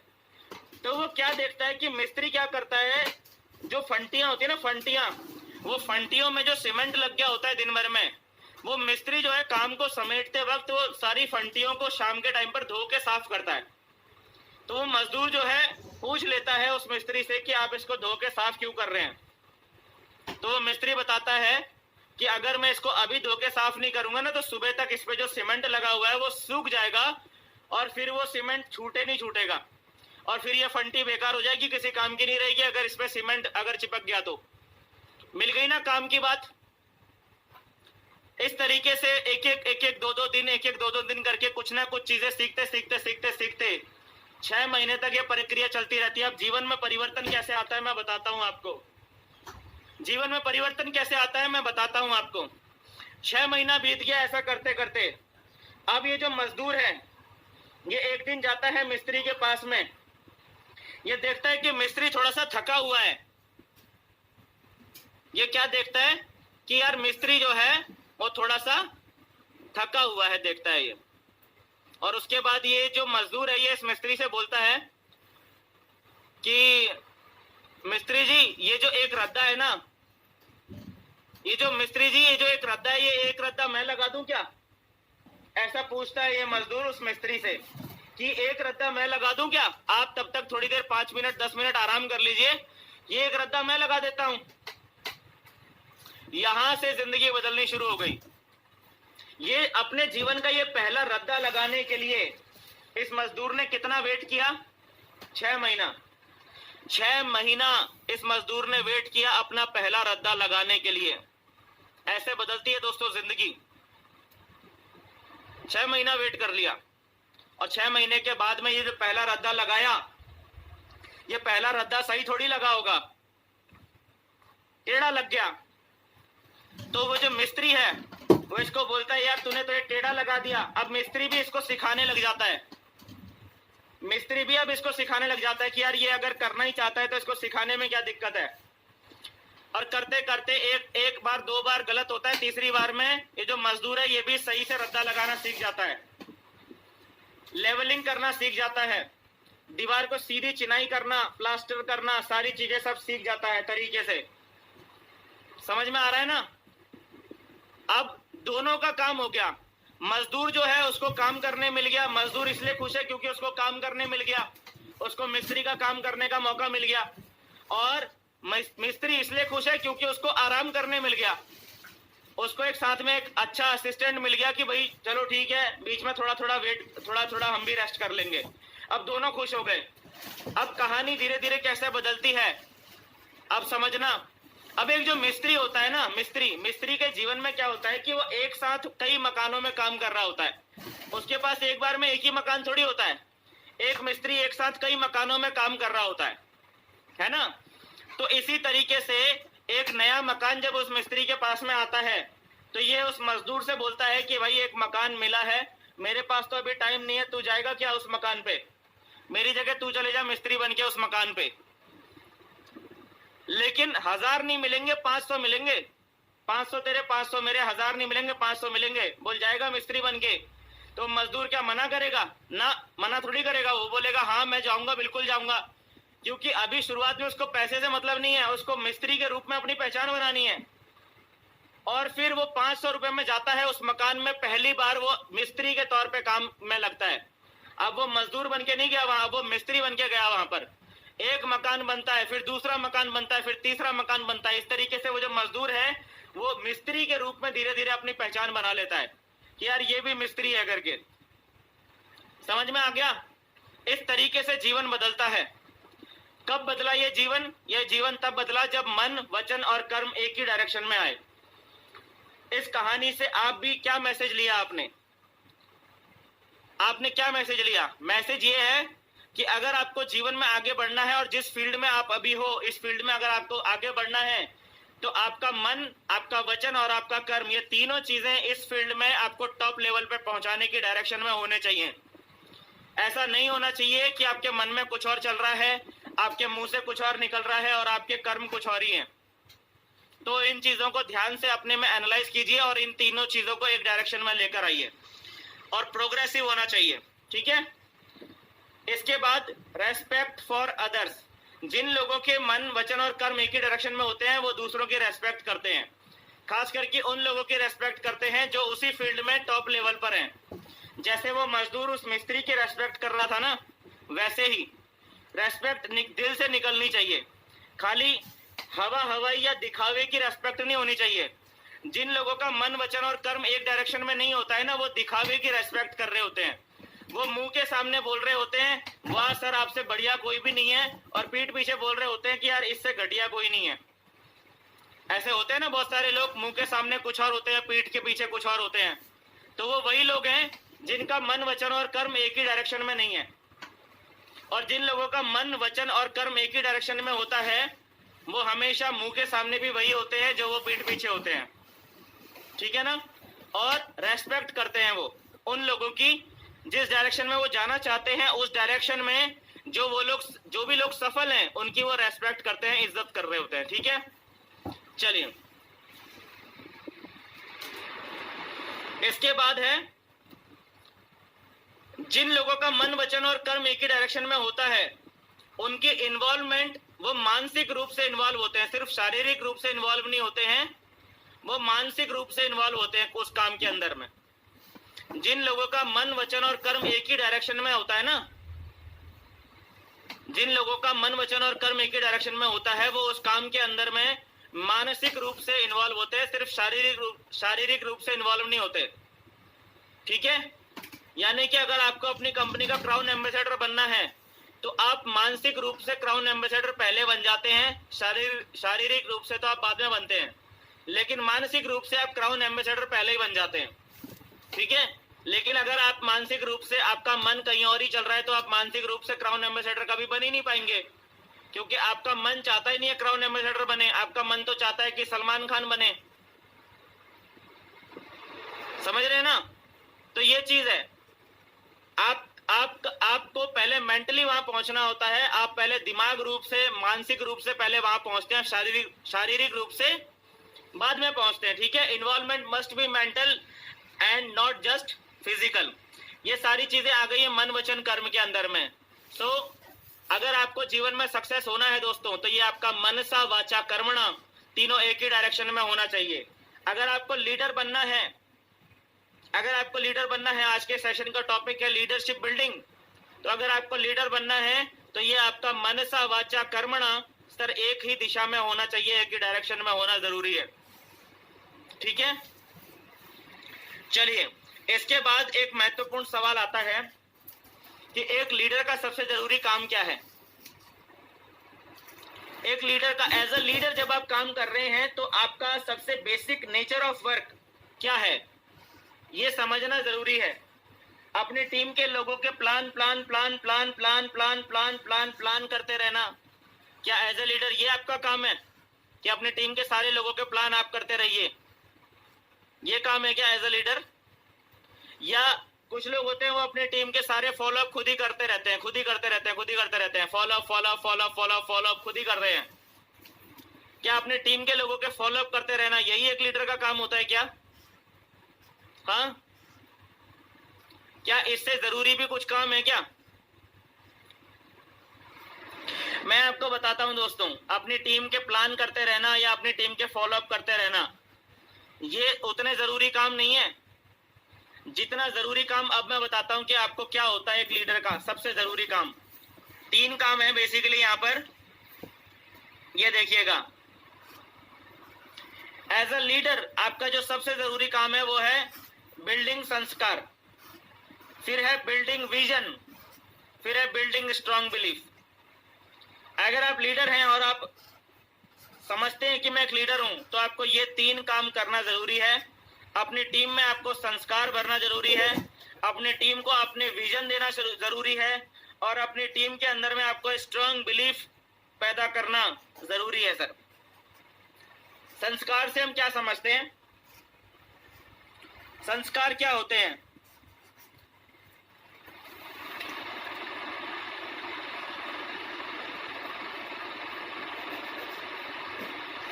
क्या मेरी आवाज कट रही है क्या दोस्तों? 1 मिनट ब्रेक ले रहे हैं यहाँ पर। क्या मेरी आवाज कट रही है क्या? इस समय मेरी आवाज कट रही है क्या?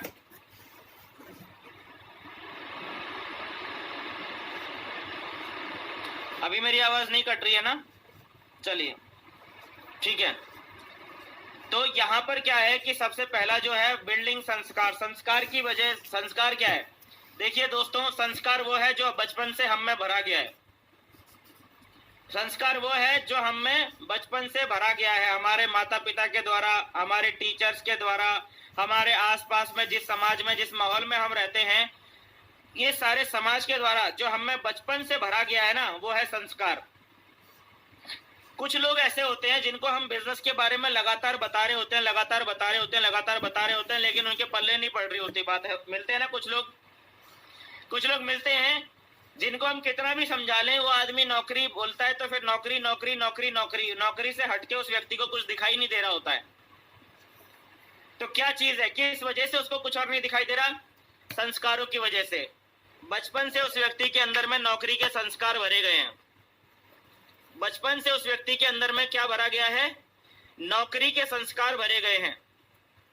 पापा ने बोला मेरा बेटा नौकरी करेगा, मम्मी ने बोला मेरा बेटा नौकरी करेगा, चाचा ने बोला मेरा भतीजा नौकरी करेगा, मामा ने बोला मेरा भांजा नौकरी करेगा। चाचा जी भी नौकरी करते हैं, मामा जी भी नौकरी करते हैं, पापा भी नौकरी करते हैं, मम्मी भी नौकरी करती है। अड़ोसी में गया, दोस्त के घर में गया तो दोस्त के पापा भी नौकरी करते थे। स्कूल में गए तो स्कूल में भी टीचर बोल रहे हैं कि पढ़ोगे लिखोगे तो अच्छी नौकरी मिल जाएगी। चारों तरफ नौकरी नौकरी नौकरी वाला माहौल है।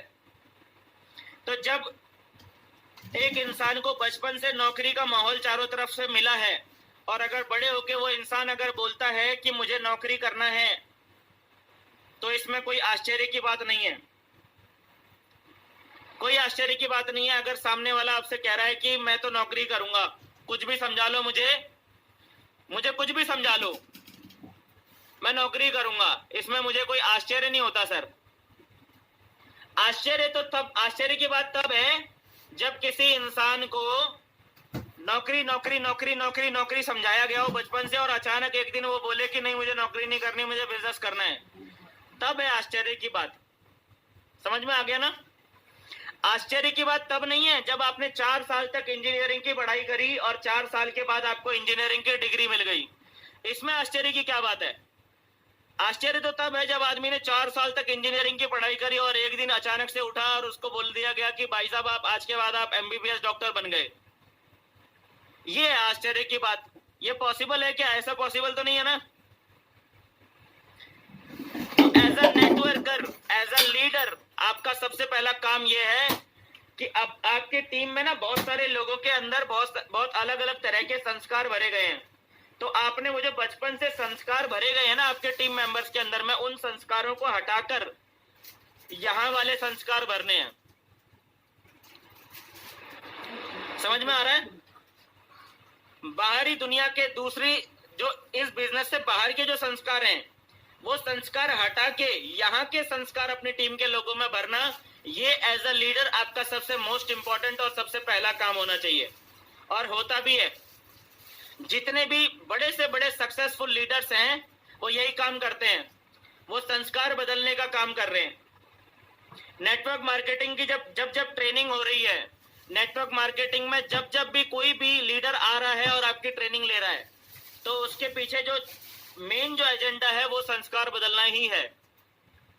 नौकरी के संस्कार, एक छोटी जिंदगी वाले संस्कार, एक आम इंसान वाले संस्कार, वो सारे संस्कार हटा के, छोटी सोच वाले संस्कार हटा के बड़ी सोच वाले संस्कार भरना, नौकरी वाले संस्कार हटा के बिजनेस वाले संस्कार भरना, ठीक है ना, आम इंसान वाले संस्कार हटा के खास इंसानों वाले संस्कार भरना, ये एज अ लीडर आपका सबसे जरूरी काम है। 8वां हो रहा हूं सर, बार बार कह रहे हैं कि सर हमारी जूम मीटिंग चल रही है, हमारी जूम मीटिंग चल रही है।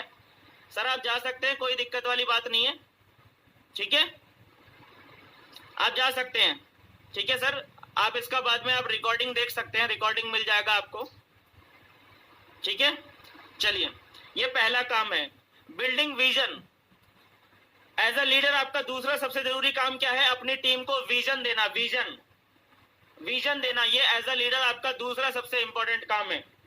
क्योंकि हमारी टीम में लोगों को एक्चुअल में दिखाई तो दे रहा होता है, ये तो दिख रहा होता है कि डायमंड बनना है, लेकिन डायमंड शिप तक जाने का जो रास्ता है वो नहीं दिखाई दे रहा होता है, वहां पे सिर्फ अंधेरा ही अंधेरा होता है, ठीक है ना। वो रास्ता नहीं दिख रहा होता,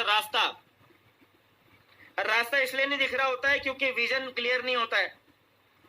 एक बार अगर विजन क्लियर हो गया तो पूरा रास्ता दिखाई देने लग जाता है, स्टेप बाय स्टेप, कि पहला ये स्टेप, फिर दूसरा स्टेप, फिर तीसरा स्टेप, फिर चौथा स्टेप, फिर पांचवा स्टेप, फिर छठवां स्टेप। तो इस तरीके से अपनी टीम के अंदर में विजन भरना, विजन देना अपनी टीम को, यह एज अ लीडर आपका दूसरा सबसे इंपॉर्टेंट काम है। अपनी टीम को विजन देने के लिए हम इसीलिए बताते हैं कि ये जो एक फॉर्मूला नहीं बताते हम, come here formula, come here formula, ये अपनी टीम को विजन देने का ही काम कर रहा है कि हम अपनी टीम को कोई ऐसा टारगेट अचीव करने के लिए नहीं बोल रहे जो कि हमने खुद ने अचीव नहीं किया। हम अपनी टीम को ऐसा टारगेट अचीव करने के लिए बोल रहे हैं कि जहां पर हम आ चुके हैं, जो टारगेट हम अचीव कर चुके हैं, जो टारगेट हम अचीव कर चुके हैं, वो टारगेट अचीव करने के लिए हम अपने साथ के लोगों को बोल रहे हैं। कम हेयर फॉर्मूला यहाँ पे बहुत ज्यादा कारगर होता है, बहुत ज्यादा कारगर होता है। अपनी टीम को विजन देना, आपकी टीम को विजन आप तभी दे सकते हैं जब आप कर रहे होंगे, जब आपने किया होगा, ठीक है। अदरवाइज सिर्फ हवाई बातें ही हो सकती हैं। ये बहुत इंपॉर्टेंट बात है, इस चीज को समझना। अपनी टीम के लोगों को विजन देना, आप जिस भी लेवल पर हैं अपने साथ के लोगों को आप मैक्सिमम से मैक्सिमम सिर्फ वही एजुकेशन दीजिए कि आप जिस लेवल पर हैं आज के डेट में, आप उस लेवल पे कैसे पहुंचे। आप अपनी टीम को जब वो विजन दिखाएंगे तो आप ऑटोमेटिकली आप अगले लेवल पे पहुंच जाएंगे। और उसके बाद अपनी टीम को फिर से आपने वही काम करना है कि जिस लेवल पे आप पहुंच गए हो, उस लेवल पे आप कैसे पहुंचे, उस लेवल पे आने का विजन देना है। हवाई बातें नहीं करनी है। हमारे पास अगर इस समय मान लीजिए होंडा सिटी कार है, तो हमें होंडा सिटी तक कैसे पहुंचा मैं, वो बताना है। ये नहीं बताना है कि ऑडी तक कैसे पहुंचना है, क्योंकि वहां तो हम नहीं पहुंचे।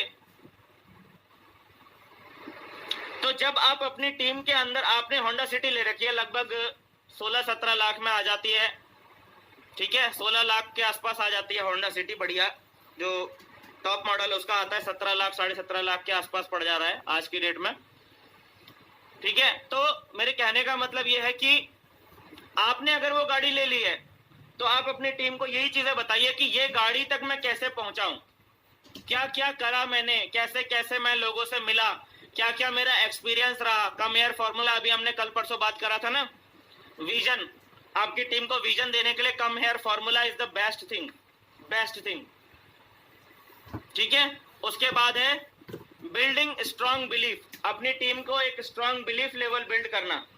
आप अपनी टीम में स्ट्रॉन्ग बिलीफ कैसे बिल्ड कर सकते हैं? आप अपनी टीम में स्ट्रॉन्ग बिलीफ बिल्ड कर सकते हैं, एक जो बहुत महत्वपूर्ण चीज है वो है ट्रेनिंग, ठीक है। जितना ज्यादा आपकी टीम को आप ट्रेनिंग करेंगे, जितना ज्यादा आप उनको ट्रेनिंग प्रोवाइड करेंगे, उतना ही ज्यादा उनका बिलीव लेवल स्ट्रांग होता चला जाएगा। आप उनको बड़ी पिक्चर कैसे दिखा सकते हैं? बड़ी पिक्चर क्या होता है कि जब कोई व्यक्ति हमारे साथ में ज्वाइन हुआ होता है, तब उसने सिर्फ कहानियां सुनी होती हैं, उसने एक्चुअल में पिक्चर नहीं देखी होती है। और पिक्चर देखने में और कहानियां सुनने में फर्क है। बिलीव लेवल को स्ट्रॉन्ग किया जाता है जब कोई डायमंड फंक्शन होता है, आप अपनी टीम के लोगों को वो डायमंड फंक्शन में लेकर जाते हैं। कोई बड़ा कोई लीडर्स का कोई अचीवमेंट हुआ होता है, आप वहां पर अपनी टीम को लेकर जाते हैं। जब वो प्रत्यक्ष अपने आंखों के सामने चीजों को देखते हैं तब उनका बिलीव लेवल स्ट्रांग होता है। आप अपने सीनियर लीडर से, जो बड़े लेवल के अचीवर हैं, अगर उनको आप अपनी टीम में कभी इनवाइट कर सकें और आपकी टीम से डायरेक्ट इंटरेक्शन करवा सकें, इससे आपकी टीम के लोगों का बिलीव लेवल जो है वो स्ट्रांग होता है। स्ट्रांग बिलीफ अपनी टीम को देना। एज अ लीडर अगर आपने ये 3 काम कर लिए ना, तो आपको अपनी टीम के लोगों के प्लान करने के लिए भागना नहीं पड़ेगा। आपको अपनी टीम के हर एक आदमी के लिए फॉलोअप के लिए भागना नहीं पड़ेगा। और यकीन मानिए, अपनी टीम के लोगों को प्लान प्रेजेंटेशन करते रहना, अपने टीम के लोगों के फॉलोअप करते रहना, उससे कहीं आसान है ये काम करना। ठीक है, लेकिन सही तरीके से अगर आप ये काम करेंगे तभी।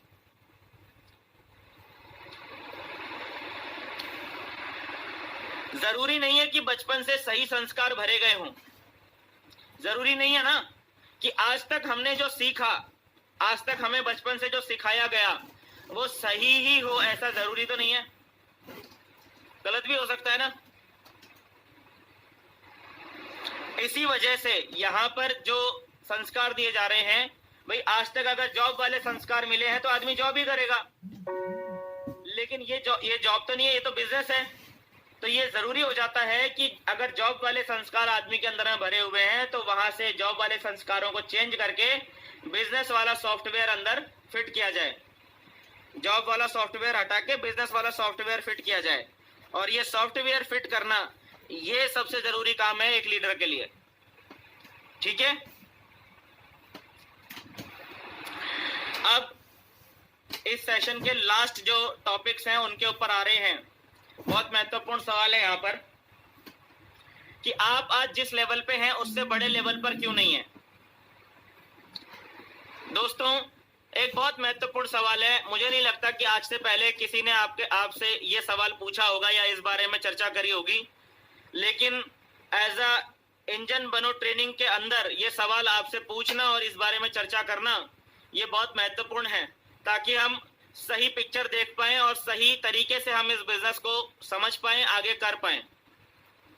आज आप जिस भी लेवल पर हैं, आप उससे बड़े लेवल पे क्यों नहीं है, ये सवाल है ना।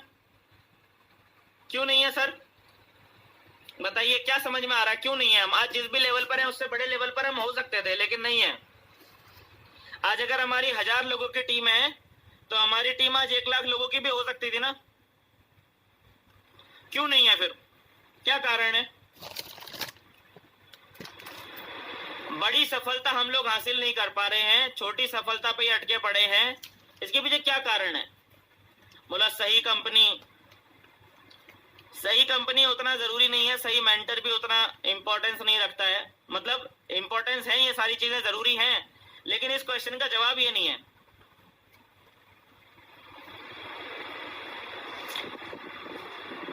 चलिए मैं बात करता हूं इसमें, क्योंकि हमारे पास समय की कमी है, इस पे हम आगे बढ़ते हैं।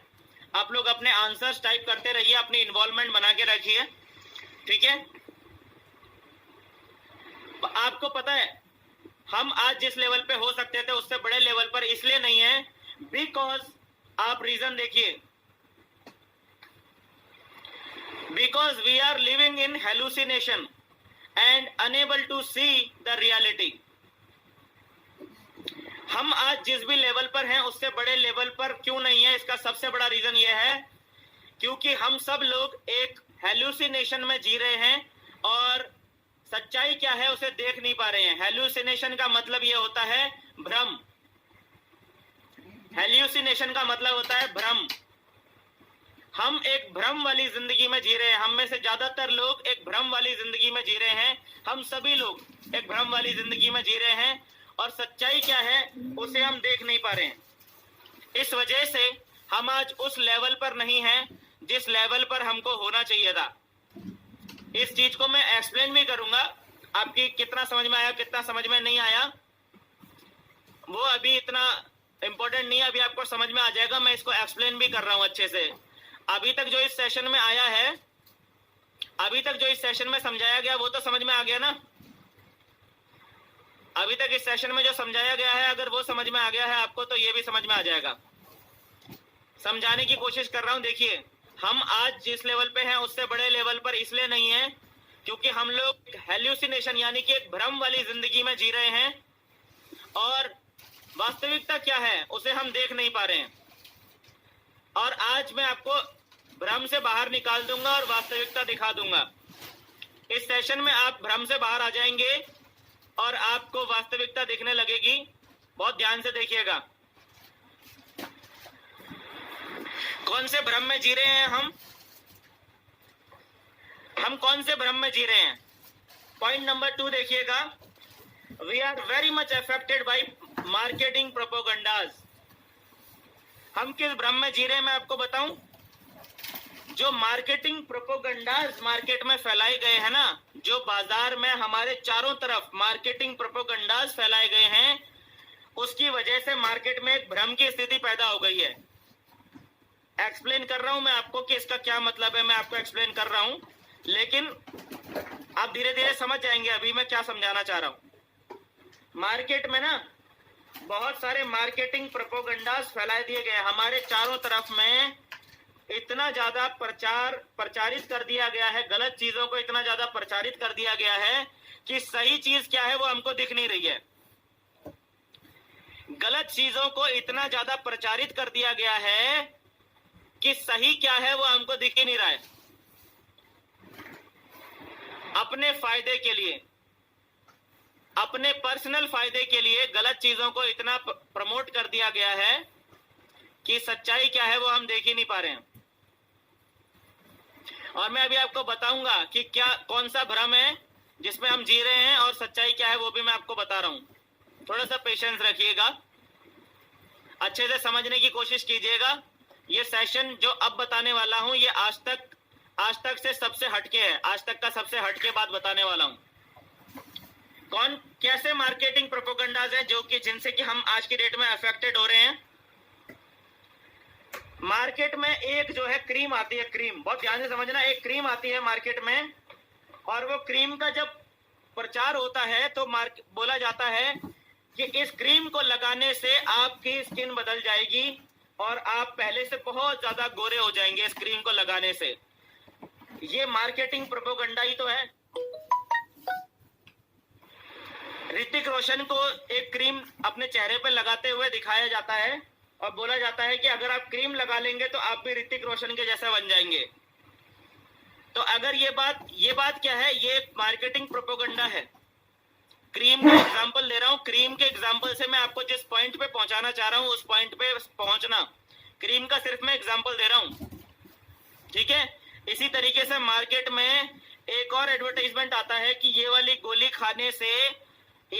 खाने से 24 घंटे में आप जो है आपका वजन 20 किलो कम हो जाएगा या 15 किलो कम हो जाएगा।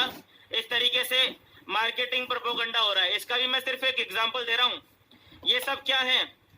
ये सब सिर्फ और सिर्फ मार्केटिंग प्रोपोगंडा है जिनका सच्चाई से, वास्तविकता से कोई लेना देना नहीं है। मानते हैं आप इस बात को? इस बात को मानते हैं कि नहीं मानते हैं कि ये जो क्रीम के बारे में बोला जा रहा है कि इस क्रीम को लगाने से आप भी ऋतिक रोशन जैसे हो जाएंगे, ये एक मार्केटिंग प्रोपोगंडा ही तो है ना। इसमें कोई भी सच्चाई तो नहीं है ना सर। सच्चाई होती इसमें तो सबके सब लोग अंग्रेज हो गए होते। ये मार्केटिंग प्रोपोगंडा है ना। इसी तरीके से दोस्तों मार्केट में ना सफलता को लेकर, सक्सेस को लेकर भी एक मार्केटिंग प्रोपोगंडा फैला दिया गया है। सक्सेस को लेकर आप समझ रहे हैं क्या बोल रहा हूं? मार्केट में जिस तरीके से क्रीम को लेकर मार्केटिंग प्रोपोगंडा फैला दिया गया है, भ्रम फैला दिया गया है। मार्केट में जिस तरीके से मोटापा घटाने वाली दवाई को लेकर मार्केटिंग प्रोपोगंडा फैला दिया गया है, बहुत ज्यादा सच्चाई से बहुत हटके प्रचार कर दिया गया है। उसी तरीके से सफलता के लिए भी मार्केटिंग प्रोपोगंडा फैला दिया गया है और सफलता को ऐसा प्रचारित कर दिया गया है कि सफलता पाना जैसे बच्चों का खेल हो गया हो। सफलता पाना जैसे सफलता बिल्कुल हलवे की तरह बना दिया गया है कि सफलता तो बड़ी आसानी से मिल जाती है। और हम लोग इसी भ्रम में जी रहे हैं। अमीर बनने के बारे में इतना मार्केटिंग प्रोपेगेंडा फैला दिया गया है कि हमें ऐसा लगता है कि यार अमीर तो हम चुटकियों में बन जाएंगे, रातों रात बन जाएंगे जी। महीना 2 महीना मेहनत करेंगे और 2 महीने में ही हम अमीर बन जाएंगे। ऐसे भ्रम में हम लोग जी रहे हैं। समझ रहे हैं क्या बोल रहा हूं? आज हम जिस लेवल पे हैं उससे बड़े लेवल पे हम क्यों नहीं हैं? Because we are living in hallucination and unable to see the reality. We are very much affected by marketing propagandas. Media के माध्यम से या टेलीविजन के माध्यम से इससे फर्क नहीं पड़ता कि किस माध्यम से ये प्रचार किया जा रहा है, इससे फर्क नहीं पड़ता है। फर्क इस बात से पड़ता है कि हमारे चारों तरफ आज की डेट में ऐसे प्रचार, ऐसे मार्केटिंग प्रोपेगेंडा हमारे चारों तरफ फैले हुए हैं जिनकी वजह से सच्चाई छुप गई है। सच्चाई हमको दिखाई नहीं दे रही है और मैं आपको सच्चाई के दर्शन कराने वाला हूं अभी। जिस तरीके से क्रीम के बारे में प्रचार किया जाता था, जिस तरीके से हेल्थ जो है बच्चों की हाइट बढ़ाने के लिए जिस तरीके से दवाइयों का प्रचार किया गया कि ये वाली दवाई बच्चों को खिलाइए और आपका बच्चा 7 फीट का हो जाएगा। अगर आज वो 3 फीट का है ना तो वो 7 फीट का हो जाएगा। ये वाली दवाई खाने से ही होगा, अगर नहीं खाएगा तो नहीं होगा। ये क्या है? मार्केटिंग प्रोपेगेंडा है। इसी तरीके से सफलता को लेकर, अमीर बनने को लेकर, पैसा कमाने को लेकर भी मार्केट में बहुत सारे मार्केटिंग प्रोपेगेंडास फैला दिए गए हैं और उन मार्केटिंग प्रोपेगेंडास की वजह से एक्चुअल में सफलता पाने के लिए हमें क्या करना चाहिए वो हमें दिखाई नहीं दे रहा। एक्चुअल में अमीर बनने के लिए हमें क्या करने की जरूरत है वो हमको दिखाई नहीं दे रहा। एक्चुअल में अपने सपनों को हासिल करने के लिए हमें क्या करने की जरूरत है वो हमको दिखाई नहीं दे रहा। एक्चुअल में अपनी कंपनी का टॉप लीडर बनने के लिए, एक्चुअल में अपनी कंपनी के टॉप लेवल पे पहुंचने के लिए आपको क्या करने की जरूरत है वो आपको दिखाई नहीं दे रहा है। हमको दिखाई नहीं दे रहा है सर। समझ में आ रहा है? हम एक भ्रम में जिंदगी जी रहे हैं और अगर आप लोग हमारी बातों को, मेरी बातों को अगर आप लोग फॉलो करते हैं तो फिर ये मेरा फर्ज बन जाता है कि मैं आपको इस भ्रम से बाहर निकालूं और सच्चाई दिखाऊं कि सच्चाई क्या है। तो ऐसा भ्रम हमारे चारों तरफ फैलाया क्यों जा रहा है, ये बड़ा सवाल है। हमें सफलता आसान होती है, सफलता ये वाला कोर्स खरीद लो आप सफल हो जाओगे, ये वाली बुक पढ़ लो आप सफल हो जाओगे, ऐसा कर लो आप सफल हो जाओगे, मेरा ये जो है इतना आइटम आप परचेज कर लो आप सफल हो जाओगे। ऐसे मार्केटिंग प्रोपेगेंडा हमारे चारों तरफ फैले क्यों हैं? ये भी तो बड़ा सवाल है ना। क्यों फैल रहे हैं? ये इसलिए फैल रहे हैं क्योंकि इसमें हमारी गलती है, क्योंकि हम ही लोग जो है क्विक सॉल्यूशन ढूंढने में लगे हुए हैं। वो हम ही हैं जो आसान रास्ते खोजने में लगे हुए हैं। हमें सफलता का शॉर्टकट चाहिए होता है, हम लोग ढूंढ रहे हैं सफलता का शॉर्टकट। हम लोग क्या कर रहे हैं, मेरा काम है एज अ सीनियर, अगर आप हमें एज अ मेंटर मान रहे हैं कि हमें दिनेश जोशी सर को एज अ मेंटर मान रहे हैं तो मेरा फर्ज बनता है मैं आपको सच्चाई बता दूं। और सच्चाई यही है कि क्योंकि हम ढूंढ रहे हैं सफलता का शॉर्टकट, हमें सफलता चाहिए सस्ते में, कम मेहनत करके हमें सफलता चाहिए, इसीलिए हमें सफलता बेचते हैं लोग हमें इसीलिए सफलता बेच रहे हैं। 20,000 रुपए में सफलता बेच रहे हैं, 30,000 रुपए में सफलता बेच रहे हैं। लोग हमें इसीलिए सफलता बेच रहे हैं क्योंकि हम ही खरीदना चाहते हैं सफलता को। और सफलता को खरीदा नहीं जा सकता सर। खरीदा जा सकता है क्या सफलता को? सफलता को खरीदा नहीं जा सकता है। कोई क्विक सॉल्यूशन हम ढूंढ रहे हैं, इसीलिए हमें क्विक सॉल्यूशंस बेचे जा रहे हैं। अगर आप क्विक सॉल्यूशन ढूंढ ही नहीं रहे होते, तो आपको क्विक सॉल्यूशन कोई बेच सकता था क्या? कोई नहीं बेच सकता था।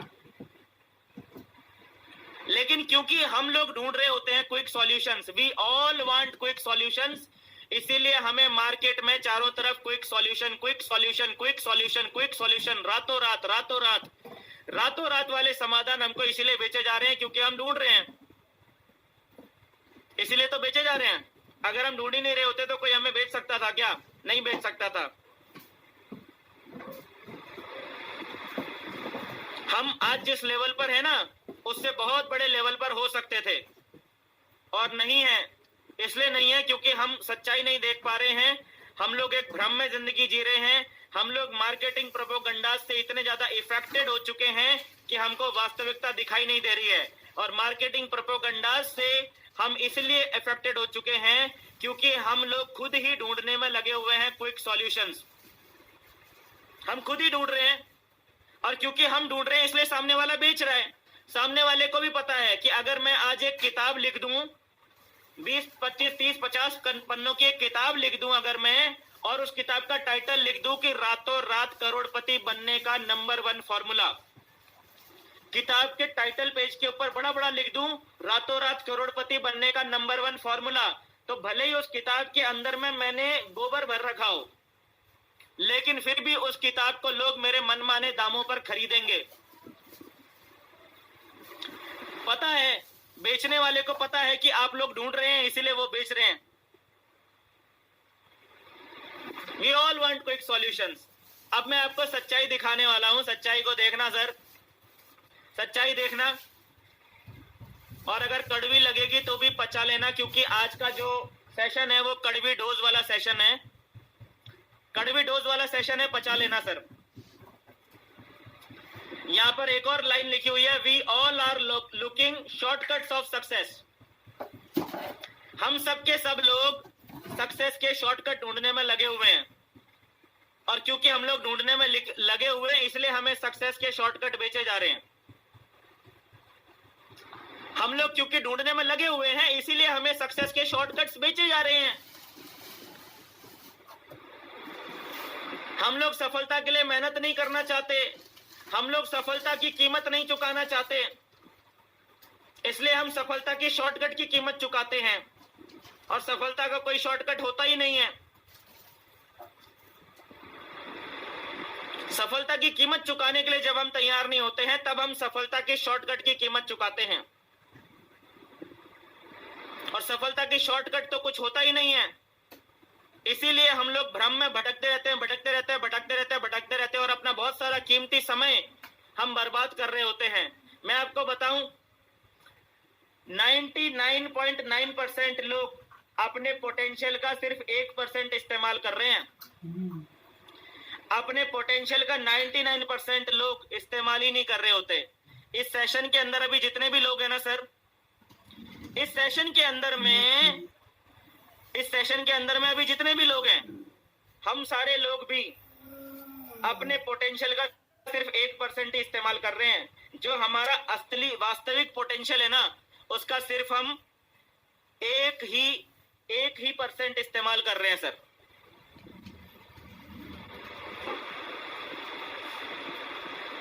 सोचिए, अगर बाकी का बचा हुआ 99% अगर हम इस्तेमाल करने लग जाएं तो क्या होगा? अगर 1% करने से, 1% अपनी क्षमता का 1% करने से अगर आप उस लेवल पर हैं जिस लेवल पर आज आप पहुंच चुके हैं, तो सोचिए कि अगर बाकी बचा हुआ 99% आप इस्तेमाल करेंगे तो कहां पहुंच जाएंगे सर? सोच के देखिए, और मैं आपको समाधान बता रहा हूं। हम आज जिस लेवल पे हैं उससे बड़े लेवल पर क्यों नहीं है, उसका जवाब आप यहां पर देखिए। क्योंकि हमारे सामने सबसे बड़ी समस्या क्या है, मैं आपको बताता हूं। सबसे बड़ी समस्या यह है कि अगर सच्चाई कड़वी होती है ना, तो हमारे अंदर हिम्मत ही नहीं होती कि हम उस सच्चाई को बर्दाश्त कर सकें।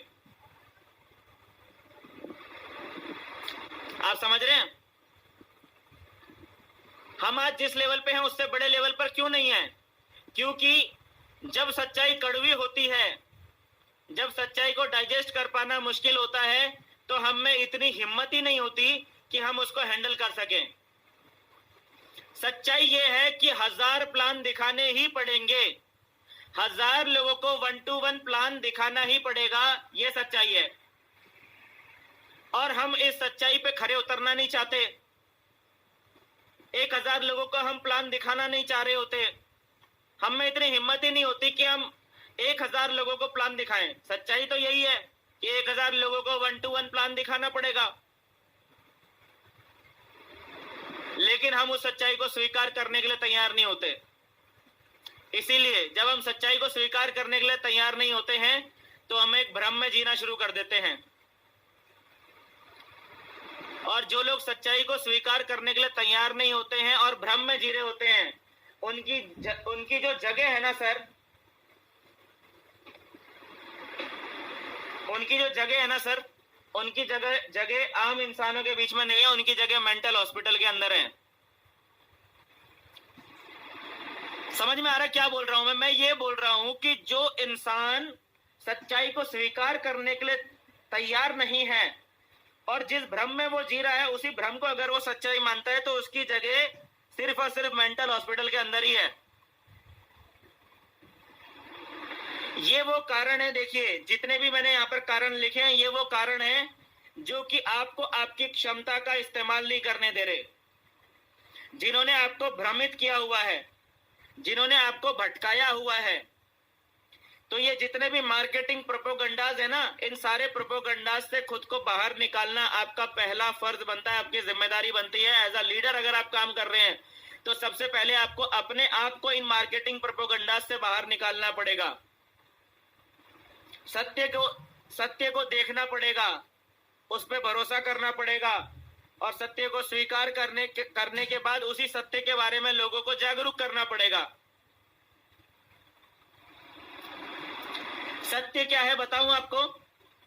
ये सब तो भ्रम है कि कोई क्विक सॉल्यूशन नहीं होता। ये अगर कोई आदमी आपको क्विक सॉल्यूशन बेचने की कोशिश कर रहा है, रातों रात करोड़पति बनने की बात कर रहा है, और अगर आप उसकी बात पे भरोसा कर रहे हैं तो मूर्ख वो नहीं है, मूर्ख हम है। ठीक है? अगर कोई हमें सफलता का शॉर्टकट बताने की कोशिश कर रहा है कि ये है सफलता का शॉर्टकट, और हम अगर उस पर भरोसा कर रहे हैं तो फिर मूर्ख वो नहीं है, मूर्ख हम है। ठीक है?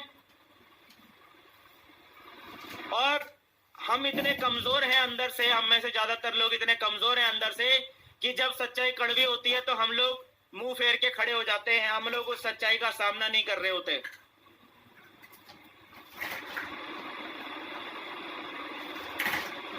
ये है कारण, जिन कारणों की वजह से हम आज उस लेवल पे नहीं है जिस लेवल पे हम हो सकते थे। ये वो सारे कारण हैं। अब मैं आपको इस सेशन के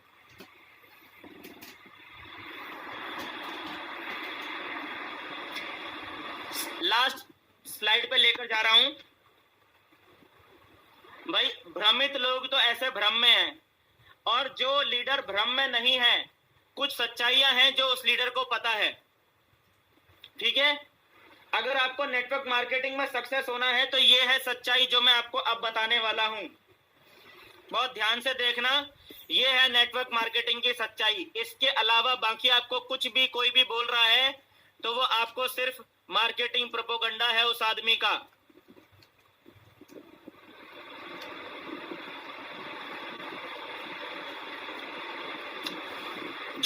जो सच्चाई अब मैं आपको बताने वाला हूं ना, इस सच्चाई के अलावा अगर कोई और बात आपसे कोई व्यक्ति कर रहा है तो फिर वो आप समझ लेना कि वो एक मार्केटिंग प्रोपोगंडा है। ठीक है? ये है सच्चाई, मैं आपको बताता हूं। Point number 1, hard work is the only key to success. ये है सच्चाई। सबसे पहली सच्चाई क्या है? सबसे पहली सच्चाई ये है कि सिर्फ और सिर्फ कड़ी मेहनत यानी कि हार्ड वर्क ही है सफलता की एकमात्र चाबी। यह है सच्चाई। हार्ड वर्क का कोई सब्स्टिट्यूट नहीं है। हार्ड वर्क को आप किसी भी तरह से आप हार्ड वर्क को अवॉइड नहीं कर सकते। अगर जीवन में सफल होना है तो हार्ड वर्क करना ही पड़ेगा, हर हाल में हार्ड वर्क करना ही पड़ेगा। यह है सबसे पहली सच्चाई, और हर लीडर, हर सक्सेसफुल लीडर ये सच्चाई जानता है। अगर आपको लगता है कि बिना हार्डवर्क किए आप नेटवर्क मार्केटिंग में सक्सेस हो जाओगे, या कोई भी इंसान अगर आपको आके बोलता है कि बिना हार्डवर्क किए आप नेटवर्क मार्केटिंग में सक्सेस हो जाओगे, तो फिर वो आपको भ्रमित कर रहा है। नेटवर्क मार्केटिंग में सक्सेस होना है ना, तो ये है एकमात्र चाबी नेटवर्क मार्केटिंग में सफलता की। Hard work, hard work, hard work, hard work, hard work, hard work, hard work, hard work, hard work. ये है घनघोर हार्डवर्क। जैसा कि तरणी सेन महासर ने लिखा भी है, हार्डवर्क का कोई सब्स्टिट्यूट नहीं है। आपकी कंपनी का जो टॉप लीडर होंगे ना, आपकी कंपनी के जो टॉप लीडर होंगे, आप अपनी कंपनी के टॉप लीडर का ट्रैक रिकॉर्ड देखना, जिस दिन वो व्यक्ति ज्वाइन हुआ और तब से लेके आज तक आप अपनी कंपनी के टॉप लीडर का एक ट्रैक रिकॉर्ड देखना सर। जिस भी व्यक्ति को लगता हो कि मैं यहाँ पर बड़ा चढ़ा के बात कर रहा हूं ना, आप अपनी कंपनी के टॉप लीडर का जिस दिन वो पहली बार नेटवर्क मार्केटिंग में उसने कदम रखा, मैं आपकी कंपनी की बात नहीं कर रहा हूं, हो सकता है कि आपकी कंपनी का टॉप लीडर कोई ऐसा लीडर हो जिसने पहले भी नेटवर्क मार्केटिंग में काम किया हो, तो मैं बात कर रहा हूं कि जिस दिन उस व्यक्ति ने पहली बार नेटवर्क मार्केटिंग में कदम रखा, उस दिन से लेकर आज तक का आप उस व्यक्ति का ट्रैक रिकॉर्ड देखना सर। आपको उसके पूरे ट्रैक रिकॉर्ड में सिर्फ और सिर्फ एक ही चीज दिखाई देगी, hard work, hard work, hard work, hard work, hard work, hard work, hard work, घनघोर हार्ड वर्क। दिन को दिन नहीं देखा, रात को रात नहीं देखा, आंधी नहीं देखा, तूफान नहीं देखा, आप समझ रहे हैं? धूप नहीं देखा, बारिश नहीं देखा, दिन नहीं देखा, रात नहीं देखा, सिर्फ और सिर्फ एक ही चीज देखी, देखा तो देखा, सिर्फ अपना लक्ष्य देखा, और एक ही उनका स्ट्रेटेजी जो रहा सक्सेस का, सफल होने का, उनका स्ट्रेटेजी सिर्फ और सिर्फ एक ही रहा है, और वो है hard work, hard work, hard work, hard work, hard work. ये है सच्चाई, और हर एक सक्सेसफुल लीडर ये बात जानता है। आप इस स्टेटमेंट को किसी भी बड़े से बड़े लीडर से वेरीफाई करवा सकते हैं सर, ठीक है? पॉइंट नंबर 1 ये था। इसके बाद है there is no substitute of hard work.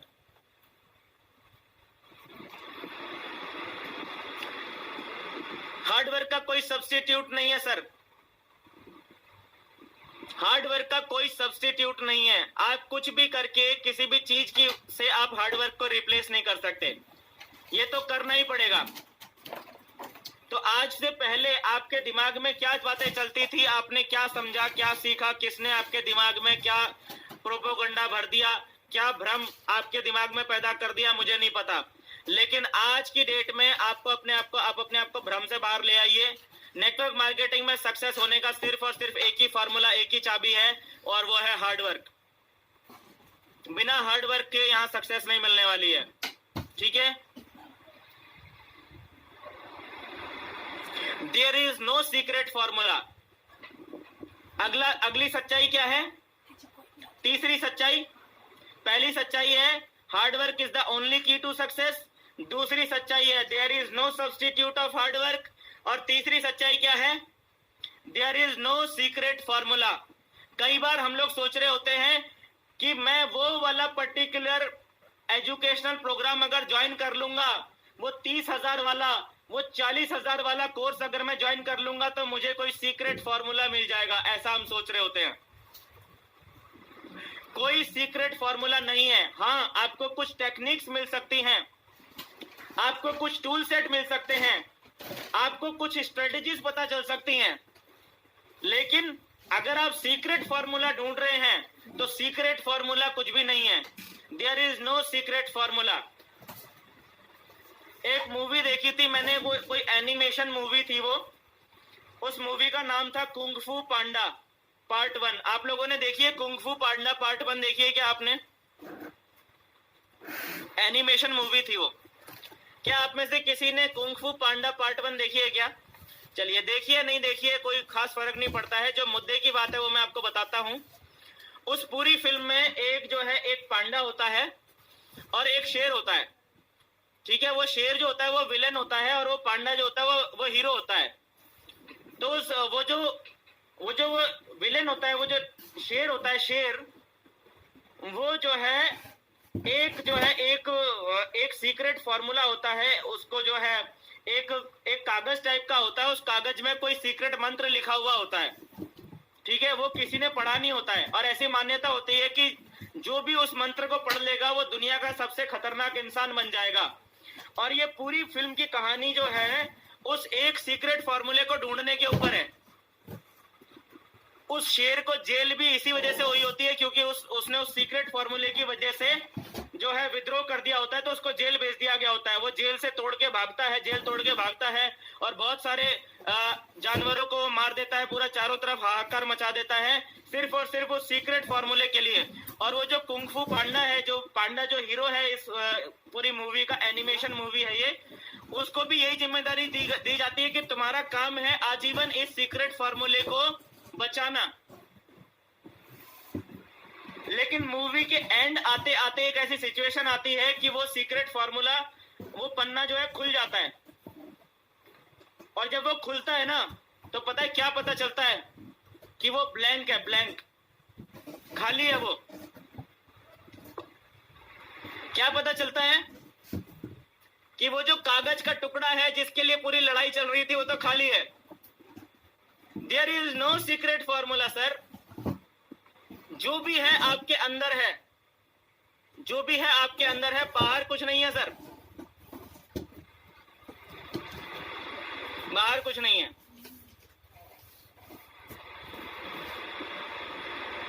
बोला तुम्हें महान बनना है ना, तुम्हें शक्तिशाली बनना है ना, तुम्हें जो कुछ भी बनना है, वो छुपी हुई ताकत जिसे तुम बाहर ढूंढ रहे हो ना, वो छुपी हुई ताकत बाहर नहीं है सर, वो छुपी हुई ताकत अंदर है, आप सबके अंदर है वो छुपी हुई ताकत।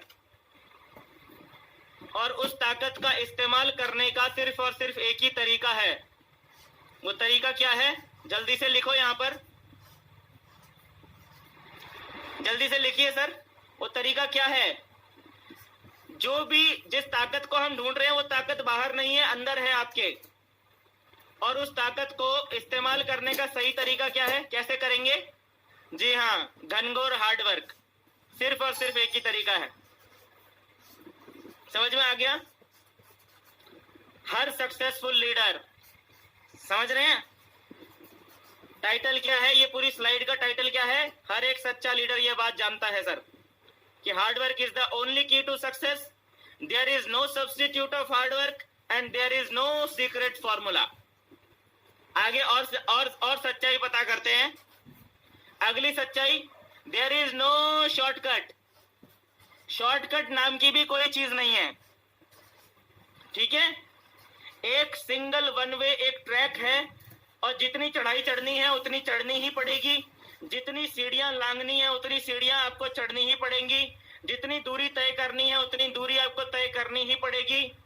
जो रास्ते में तकलीफें आनी है वो आएंगी ही आएंगी, जो आपको रास्ते में प्रॉब्लम फेस करनी है वो आपको करनी ही करनी पड़ेंगी, जो भी आपको चैलेंजेस आने हैं रास्ते में वो चैलेंजेस आपके आएंगे ही आएंगे। देयर इज नो शॉर्टकट, कोई शॉर्टकट वॉटकट नहीं है। सक्सेस का कोई शॉर्टकट नहीं है सर, सिर्फ और सिर्फ एक ही तरीका है, hard work, hard work, hard work, hard work, hard work. आपकी कंपनी के टॉप लेवल के जितने भी लीडर्स हैं उनका ट्रैक रिकॉर्ड, जिस दिन उन्होंने पहली बार बिजनेस ज्वाइन किया था, जब वो नेटवर्क मार्केटिंग में पहली बार मैदान में उतरे थे, उस दिन से लेकर आज तक का ट्रैक रिकॉर्ड छान लेना, आपको उनके ट्रैक रिकॉर्ड में सिर्फ और सिर्फ एक ही चीज दिखेगी, hard work, hard work, hard work, hard work, hard work. There is no shortcut of hard work, there is no secret formula and there is no substitute of hard work. ये वो सच्चाई है जो हर एक सच्चा लीडर जानता है। ये वो बातें हैं, वो किसी भी तरह के भ्रम में नहीं जी रहा है, वो किसी भी तरह के मार्केटिंग प्रोपोगंडा के जाल में नहीं फंसा हुआ है, क्योंकि वो ये सारी सच्चाई जानता है। ठीक है? देखिए, अगर देखिए ध्यान से समझना क्या बोल रहा हूं। अगर कोई सीक्रेट फॉर्मूला नहीं है, अगर कोई शॉर्टकट नहीं है, अगर कोई सब्स्टिट्यूट भी नहीं है, तो फिर है क्या? मैं आपको बताता हूं। अगर है तो क्या है, ठीक है? सब्स्टिट्यूट नहीं है, सीक्रेट फॉर्मूला नहीं है, शॉर्टकट नहीं है। अब है तो क्या है, मैं बताता हूं आपको है क्या एक्चुअल में। There are only principles of success which we must have to follow. क्या है?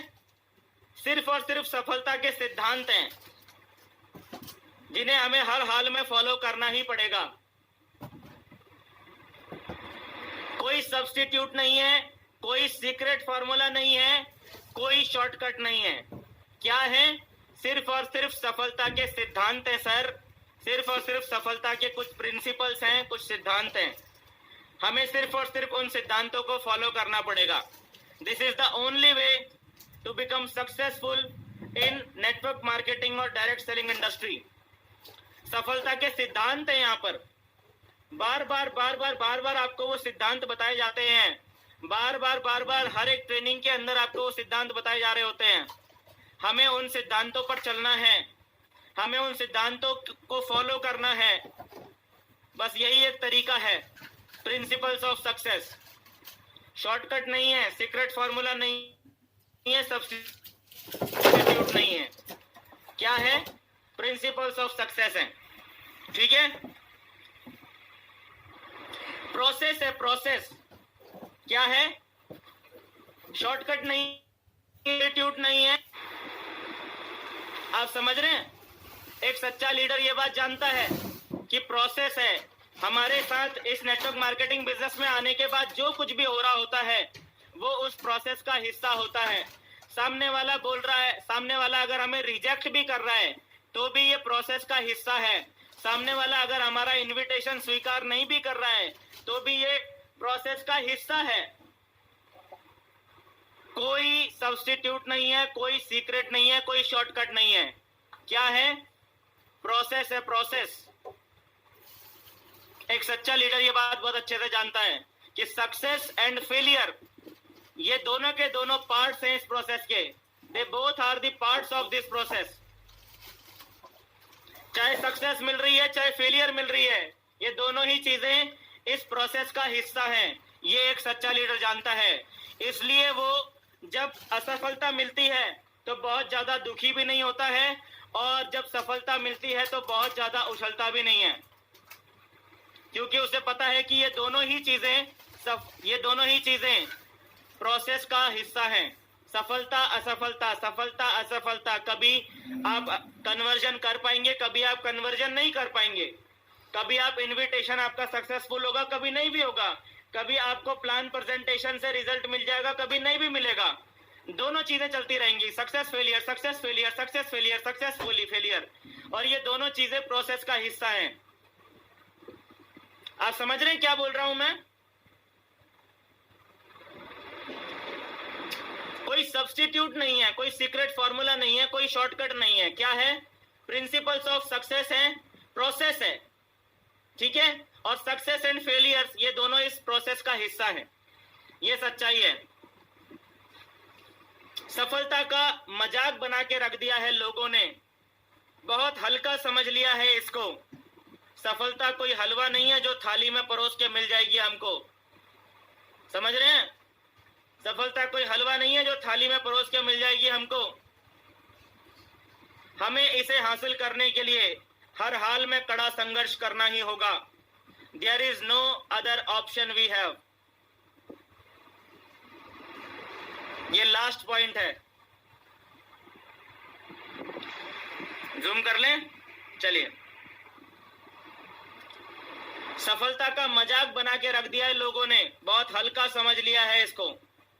सफलता कोई हलवा नहीं है जो थाली में परोस के मिल जाएगी हमें इसे हासिल करने के लिए हर हाल में कड़ा संघर्ष करना ही होगा। There is no other option we have. इसके अलावा हमारे पास कोई भी अदर ऑप्शन नहीं है। यह है सच्चाई।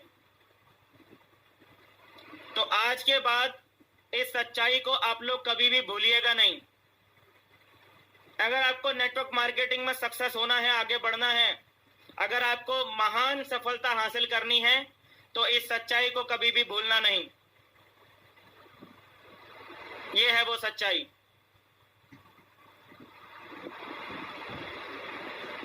इसके अलावा अगर आपको कोई और इंसान कुछ और बोल रहा है तो फिर वो मार्केटिंग प्रोपोगंडा है जो कि आपको सिर्फ भ्रमित करेगा, आपको आपके रास्ते से, आपके ट्रैक से भटका देगा। पैसा कमाने के लिए लोग कुछ भी बोलने में लगे हैं मार्केट में, लेकिन कोई भी कुछ भी बोले, सच्चाई नहीं बदलने वाली है ना?